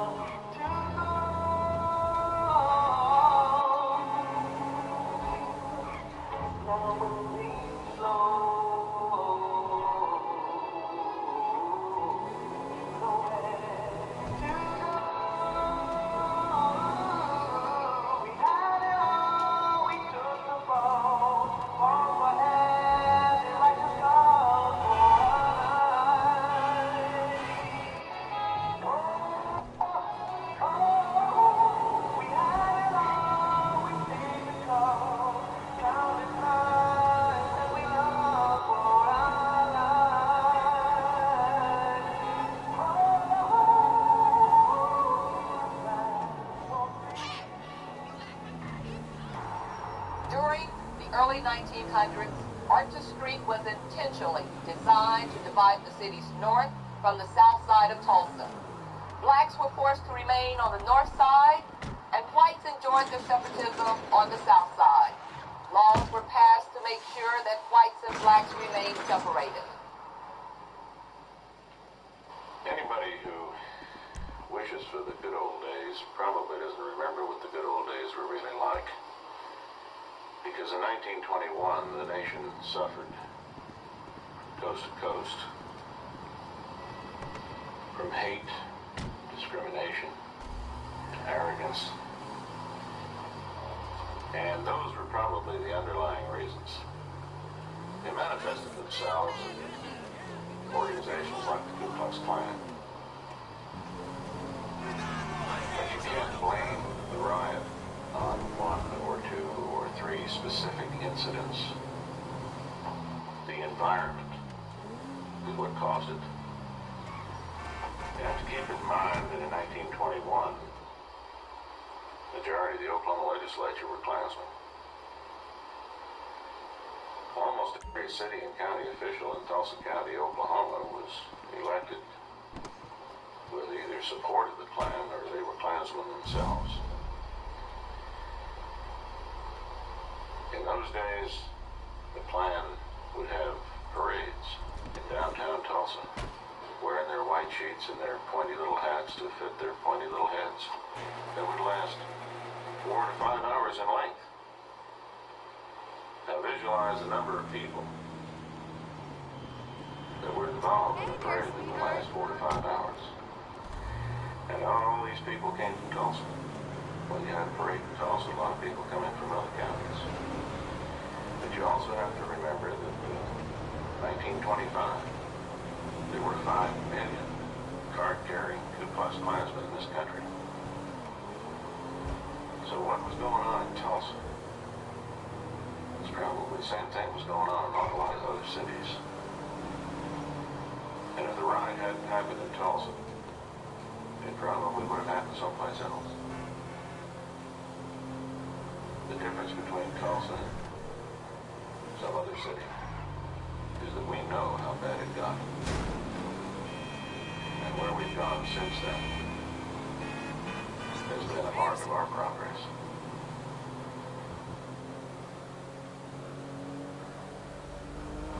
As I sit here, I wonder, with blacks fighting for equal rights and integration in other parts of the United States at that time, was it really a good idea for blacks living in Greenwood to integrate? What happened by 1921 was not so much what happened on the black side, but what happened on the white side of the city. Because you had a lot of veterans coming back from Belleau Wood and Chateau Thierry and the Argonne Forest, and they couldn't find jobs. And a lot of these were white, uneducated, lower economic class folks. And when they came back to Tulsa, the Klan built that resentment that they held for those black, prosperous businessmen.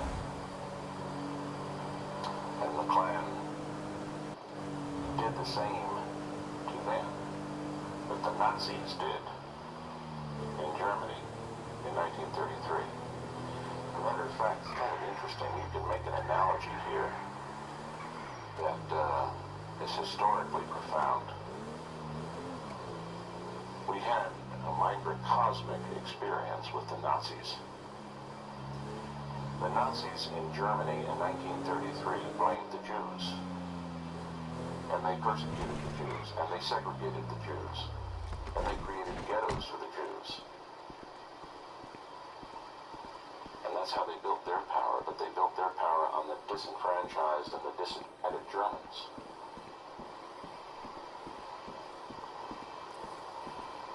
Well, the Nazis took over an entire country. The Ku Klux Klan, in this case, largely took over an entire city. And for that matter, to some degree, the entire state, maybe the region of the country in which they were strong. But they played on the hate and the fear and the envy and the jealousy of many of these whites who had felt that the country owed them something because they had fought in World War I, and here you have blacks who possibly didn't fight in World War I and were very prosperous. And you have the seeds for that kind of conflict economically. Now socially, you had a different situation. Oklahoma is a very unique state in the sense that it's the only state in the Union that was settled the way it was. This was Indian territory. It wasn't even a southern state in the Civil War. For that matter, it wasn't even a northern state. It was a state that was fought over by both sides. In fact, there were 69 battles fought in Oklahoma, largely between northern and southern Indians. But when the state was settled, it was still settled by land runs. Benjamin Harrison opened up chunks of the state, and people just ran over this land and plotted out their portions. Now, why is that significant in terms of the riot? It's significant because an awful lot of those folks that made those land runs were Southerners whose His farms and lands and plantations had been burned by Sherman and the Union Army when they went through the South. They had no homes You got left, your army fucking over the people. In all countries, you got your army fucking over people. Why they ain't fucking over the motherfuckers they supposed to be fucking over?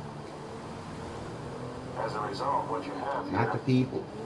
in Oklahoma is a microcosm of the United States. The northern half of the state is more metropolitan. In fact, politically, more Republican. The northern half of the state was settled by farmers in Kansas, which was largely Union territory. The southern half of the state was largely settled by folks from the South. Louisiana, Arkansas, Texas. And the state pretty much splits that way in terms of politics and economics and social development. But when you add that extra economic jealousy and envy to it, the Ku Klux Klan had a breeding ground. And that's the reason they were able to hold parades that lasted 4 to 5 hours at a shot. There were an awful lot of people who were more than willing to hate blacks, because they represented something they wished they had. Little Africa was possibly the most prosperous area that blacks had ever collectively developed any place in the world. Oklahoma was regarded as one of the cleanest states in the nation and cherished its reputation as being called God's country, or the Bible Belt of America. Nothing could be further from the truth. Well, as I forestated, my husband predicted this Sunday night at church. Them days we had BTUs. They about cut them out now. We don't have no BTU. But he made a public statement and told them that this was going to happen. But we didn't know. We hadn't seen no sign. But after church and after we went home, several men, young men and stuff, you know, they get all shook up and everything. We had a good, dear policeman at that time, we called him Bonnie Cleveland, Uncle Bonnie. He was down there trying to corral them because the trouble was arising, and we didn't even know that, with this black man and this white woman. And they down there went out down to police station and all, and he was riding this big old horse, and he was telling them, you know, it wasn't going to be none of that. But they had guns and everything, and some of them come clear out as far as Latimer Street, that's where we live. And running by that, men, get your guns. Get your guns. Blood running on Greenwood like wild. My husband said, that's just a lie. That's what he said, excuse the word. But he told me, he said, don't get disturbed about that. Said, they running along with them guns and shooting and going on. And said, in the morning when they need them, they're not going to have no ammunition, and the white folks not going to let them have it. Won't give them nothing. So that's the way it started off with us. Well, that the women always get excited. And but we didn't have any children then, and my husband, he was consolation to me.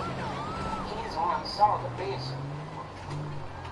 I didn't see it, but he knew he had seen something coming. So he told me, said, Rosie, this is it. Said those men is clowning. So they won't have a bullet to shoot in the morning, the white people won't let them have them. So we went on to bed. And he said, you go to bed, I'm going down here and see what they're doing. He went down on Greenwood. Come back, said they doing nothing, just clowning. He talked about it down there with their guns in the hand. Policemen was trying to corral him. So he said, well, we'll go to bed. He said, but no telling what's going to happen. So we did. And he woke me up by daylight that morning.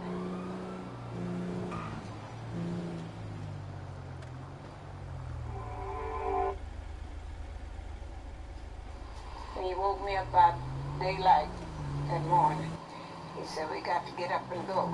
The white people had put a machine gun on that big hill right up there and pointed down on all of us down there. And they was shooting like this, the barrel, the gun, that way. One man that walked and sold vegetables every day, I can't think of his name now, he was shot up there just a block from our house. What you see here is the very famous Mount Zion Baptist Church, a congregation that survived the 1921 riots and managed to rebuild on the exact same location where it was bombed and completely destroyed exactly 70 years ago. In 1921, a man's word was his bond. He measured the masculinity of a man by how much he kept his word. The congregation of the Mount Zion Baptist Church sticks in my mind because the year before the riot, the black congregation took out a 20-year mortgage and built this brand new church. And the Klan burned it to the ground. But instead of running out on their mortgage, instead of telling the bank, you're just going to have to take your losses, that congregation took out another 20-year mortgage and paid off both mortgages simultaneously. That's character. There were other heroes too. Many of the whites in the southern part of the city had black employees. Our fearless leader. And those employees had become almost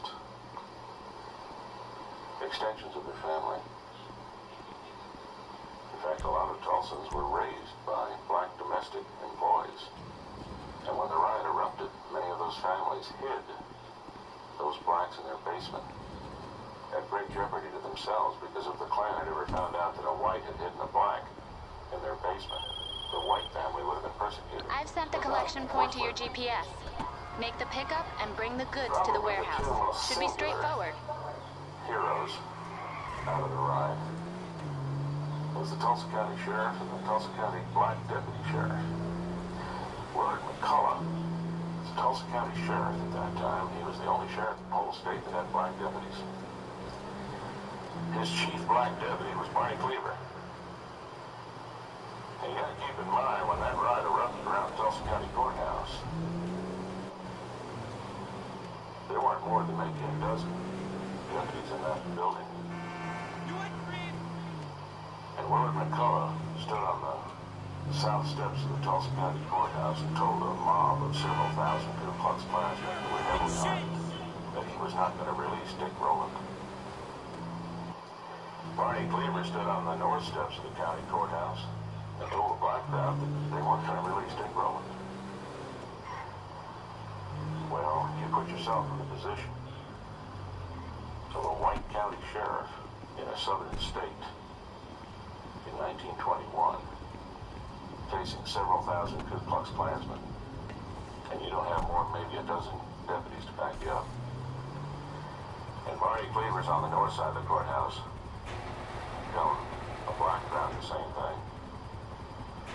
I don't know much about Barney Cleaver or Willard McCullough before or since then, but I can tell you this. On May 31st, 1921, they became, maybe earned the right, to become world-class cops. My husband told me, so we got to go. And I said, no, I don't want to go. I don't want to go after that. He said, yeah, you got to go. So you remember he had told people they couldn't hardly get me out of the house.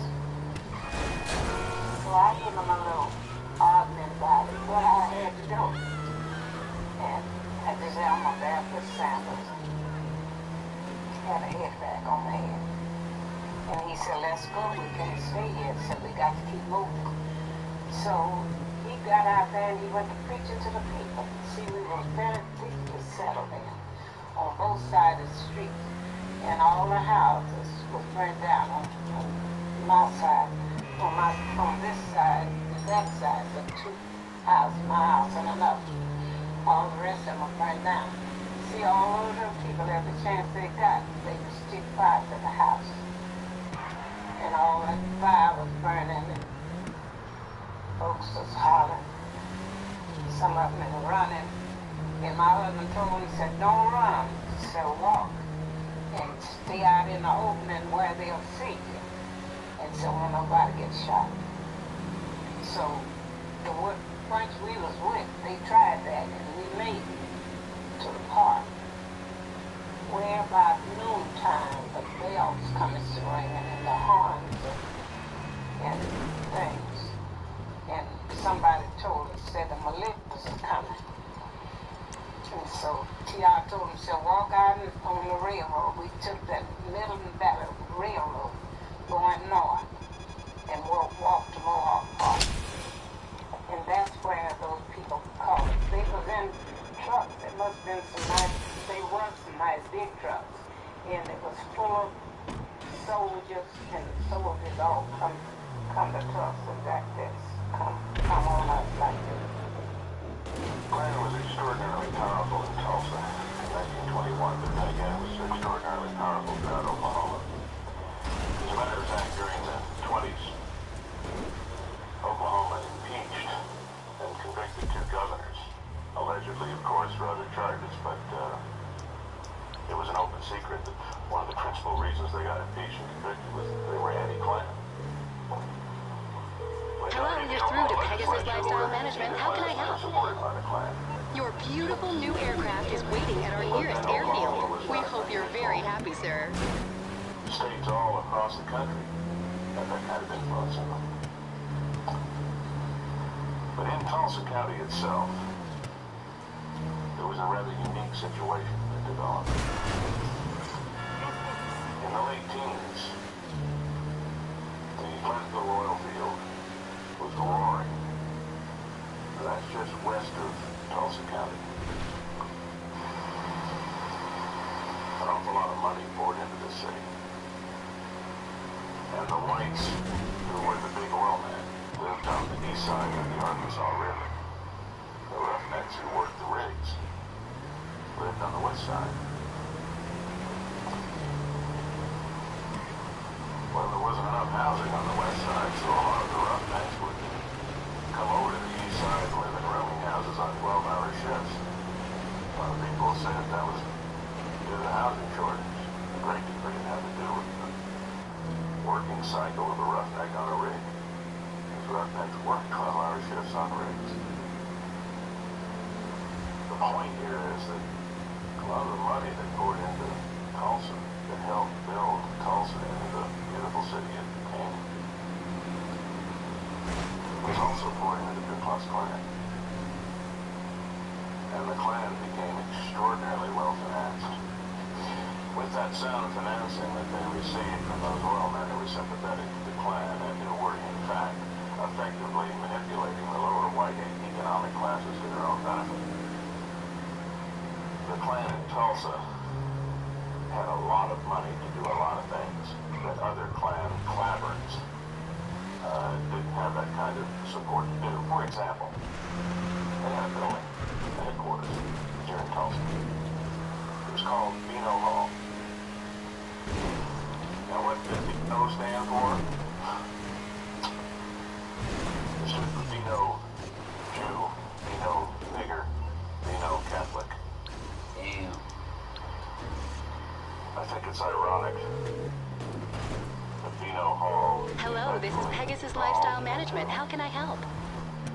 Thank you, sir. Your spectacular aircraft is now ready for you at our nearest airfield. The Ku Klux Klan was real big on providing character guidance, attitude adjustment, and behavior modification on anybody they disagreed with. Not only including blacks, but whites who they regarded as violating their standards. It wasn't uncommon for a white person, for example, who might have been going out on his wife, to be hauled out of his house one night and tied to a a tree and flogged by men dressed in sheets. Many blacks, however, were lynched. They were lynched by such organizations as not only the Ku Klux Klan, but the Knights of the White Community, for all kinds of secret little organizations that were self-appointed vigilantes. As a matter of fact, the Justice Department itself created the American Protective League during World War I and made it function under the FBI, which at that time was not the FBI we know today. It was a politicized FBI. But the American Protective League was largely an organization of volunteer civilian white men designed to ferret out any individuals of Germanic descent in Tulsa County and watch them to see if they conducted any espionage or pro-Kaiser activities during World War I. The American Protective League was formally disbanded after World War I, but that will give you an idea of the kind of mentality that existed then. But to address your question, yes, there were lynchings. And to give you an example, several weeks before the Tulsa riot, in Wagner, a small town east of Tulsa, a black man had been arrested on a minor charge and incarcerated in Wagner County Jail. And that night, the sheriff, or the guard, whoever was responsible for the jail, conveniently went out to get a sandwich, just as a crowd of people dressed in white robes entered the jail, took the man out, noose around his neck, wrapped the other end of the rope around the bumper of a Model T4 and dragged it down the middle of Wagner, Main Street. And that sort of thing didn't just happen in Oklahoma. That sort of thing happened across the country. There were many lynchings before the riot, and I'm sorry to say there were many lynchings after the riot. But there weren't any lynchings in Tulsa County after the riot that I'm aware of. The men come and stole away the guns. Over in the train, every time I think about it, the men throwing them guns away, I laugh about it. As bad as it was, they was just throwing them away. They didn't want the white men to see them with no guns. So they about 3 or 4 trucks up. All them soldiers, they fell out there. So we're not going to hurt you. We're not going to hurt you. And the men just threw them guns away and everything. Well, the next order they got was to bring some food out there because we had left home without eating. And the first thing they brought out was just bare boxes of milk and loaves of bread. And my husband got in line like he had some children. He got us 2 loaves and 2 quarts of milk. I've been telling everybody I didn't like sweet milk, but I drank sweet milk. I drank sweet milk that morning. I mean, they gave you your diet and everything. And later on in the evening, they brought us another snack. Pork and beans was in the lunch, I imagine. And then they got us word, all the women and children that wanted to see us in a certain place. And we filled up there. They took all the women and children to this big place.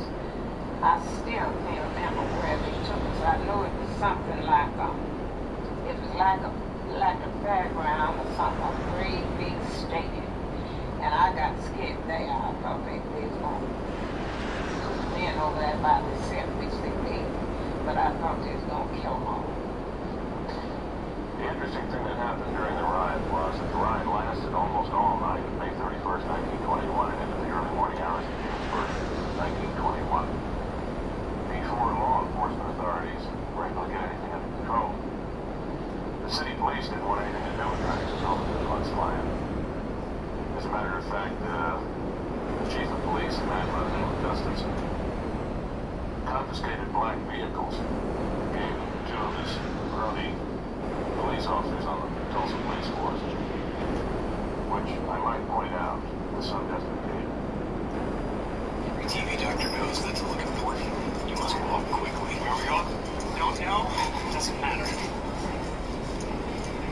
also know you should get your annual checkup. It could save your life.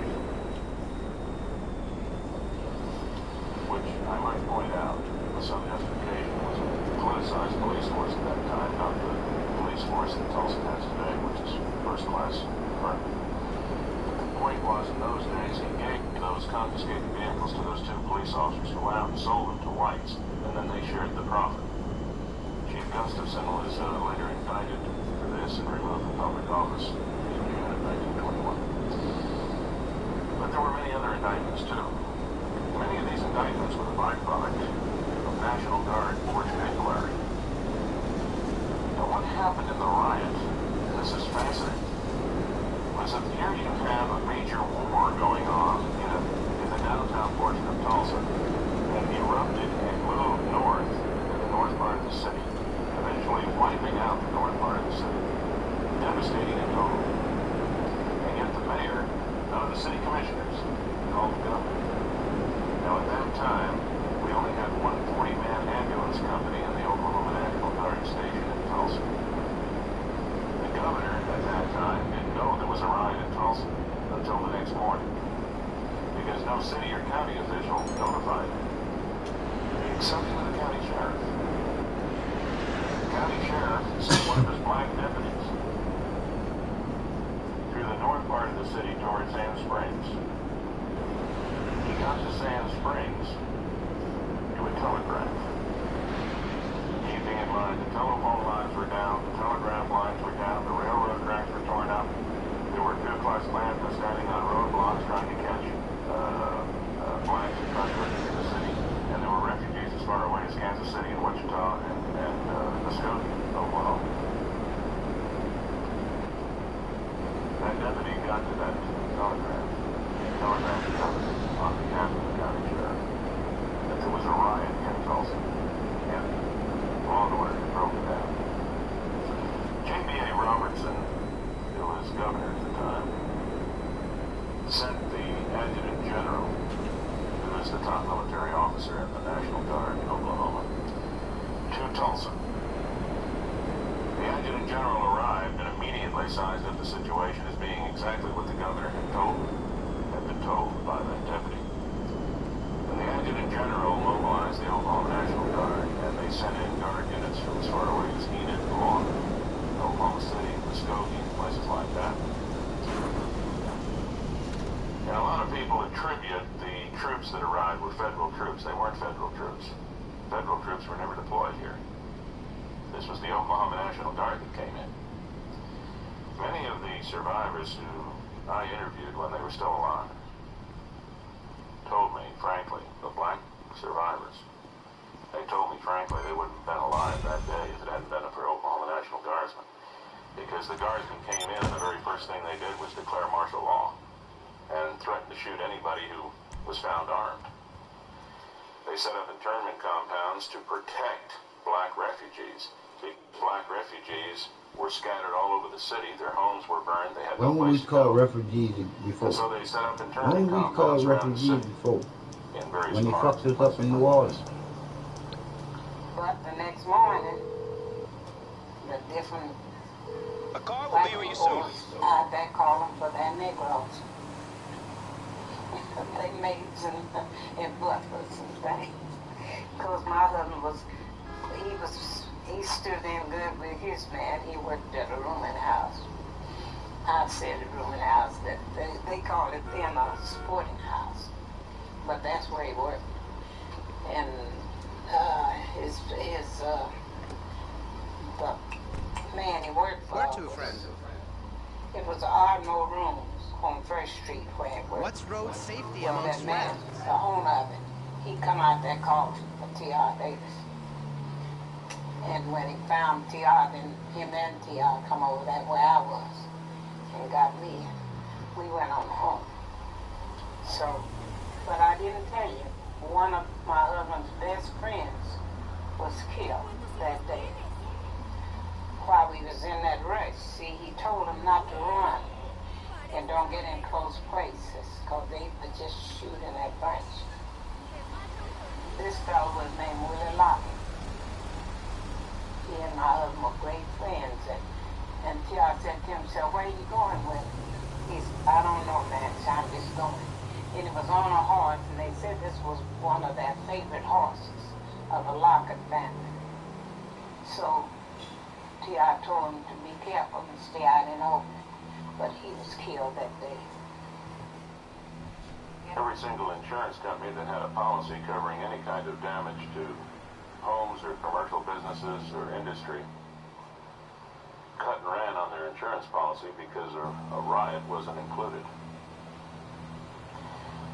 The federal government and the state governments didn't have programs in place to compensate citizens for being victims of a breakdown of law and order. So effectively, the citizens who lived in Little Africa took the entire loss. The problem was that when we're talking entire loss, we're talking everything. There was no FDIC then. They might have had their money in a bank, and if the bank was burned and the money stolen, there was no way to recoup it. Jewelry stores in Little Africa were stripped clean. Furniture was taken out of homes. Everything was gone. And the homes were burned to the ground. So when we're talking about refugees, we're talking about refugees that had nothing left except what they carried on their back. Yes, was a good friend of mine. I come from Katrina, have to deal with this bullshit I'm dealing with. That night. Got much to do in your fucking rabbit ass motherfucking You mind. know, I guess they didn't have nothing to put it in because there wasn't no conveniences. They put it in a shoebox. Go on, baby. But some people, some people that day, you couldn't stop them from running. We had to walk, because that was our safest way. But these people were running, and it seemed as though that they set this box down where the spade was, and to rest, because people got awfully tired, and they couldn't find it. It was stillborn, already dead. But they didn't want to throw it away. They wanted to take it home and didn't have the film. But they didn't get to. And there was so many things that taken place that day. Now we lost our best doctor the next morning. But they told me that he stood somewhere there in one of those buildings down by where they live 3-quarter place is on Greenwood. It's a ruined house on that side, and something like that on this side, and then the brickyard. Well, they said he stood along there, and he just mowed quite a few of them down. There were witnesses that an airplane crossed the black community by air and something was thrown out of it. There were explosions.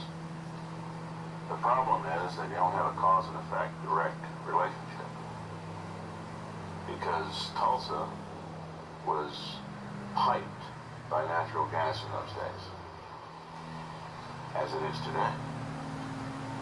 And many of the homes were already burning. So, from a more precise perspective, there isn't hard proof that a plane came over the black community and dropped bombs on the black community. However, there have been a couple of things we've been able to establish. There was a plane over the black community. There were things thrown out of it. There are some interesting conclusions you can reach from some of the available evidence. First, it wasn't a government plane. There were only about a half dozen planes in the state at that time that belonged to the government. There was no Air Force then. The National Guard didn't exist. And there were about a half a dozen biplanes at Fort Sill. None of them took off the ground during this period. But this was the period of barnstormers. It wasn't uncommon for a pilot who learned how to fly in World War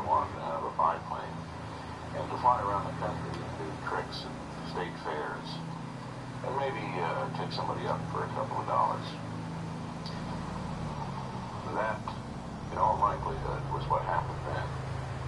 That a barnstormer who had his own airplane actually flew over the black community. Now, if he threw out anything, and if it was a bomb, it's perfectly understandable how it could have worked, because it doesn't take very much to make a bomb. Particularly if you're a veteran of a recent war that had just ended. Greenwood was soon labeled the Black Wall Street of America. It consisted of highly educated black doctors, lawyers, PhDs, merchants, oilmen, and entrepreneurs.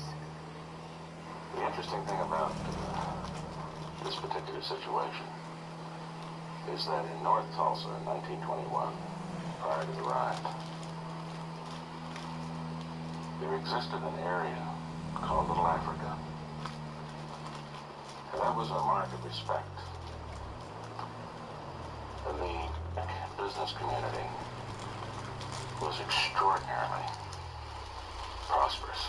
Okay, we're here. As a matter of fact, possibly the best minds in Black America had migrated to North Tulsa in the late teens and early 20s.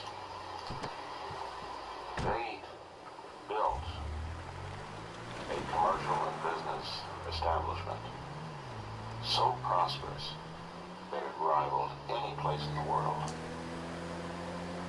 In fact, the main street of Little Africa, Greenwood, was euphemistically referred to as the Black Wall Street. They were millionaires that lived there, and some of the architecture of some of the old homes in North Tulsa today represent that particular period.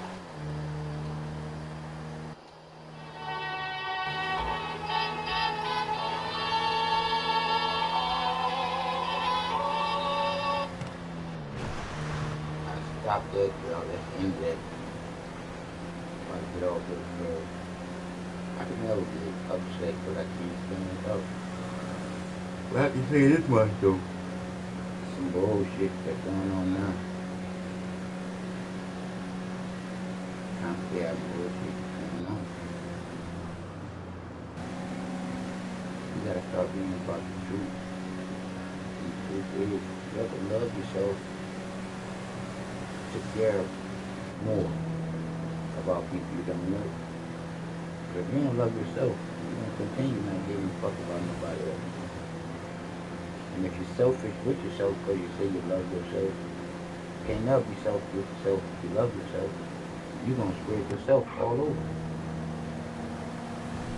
Not no reckless way either.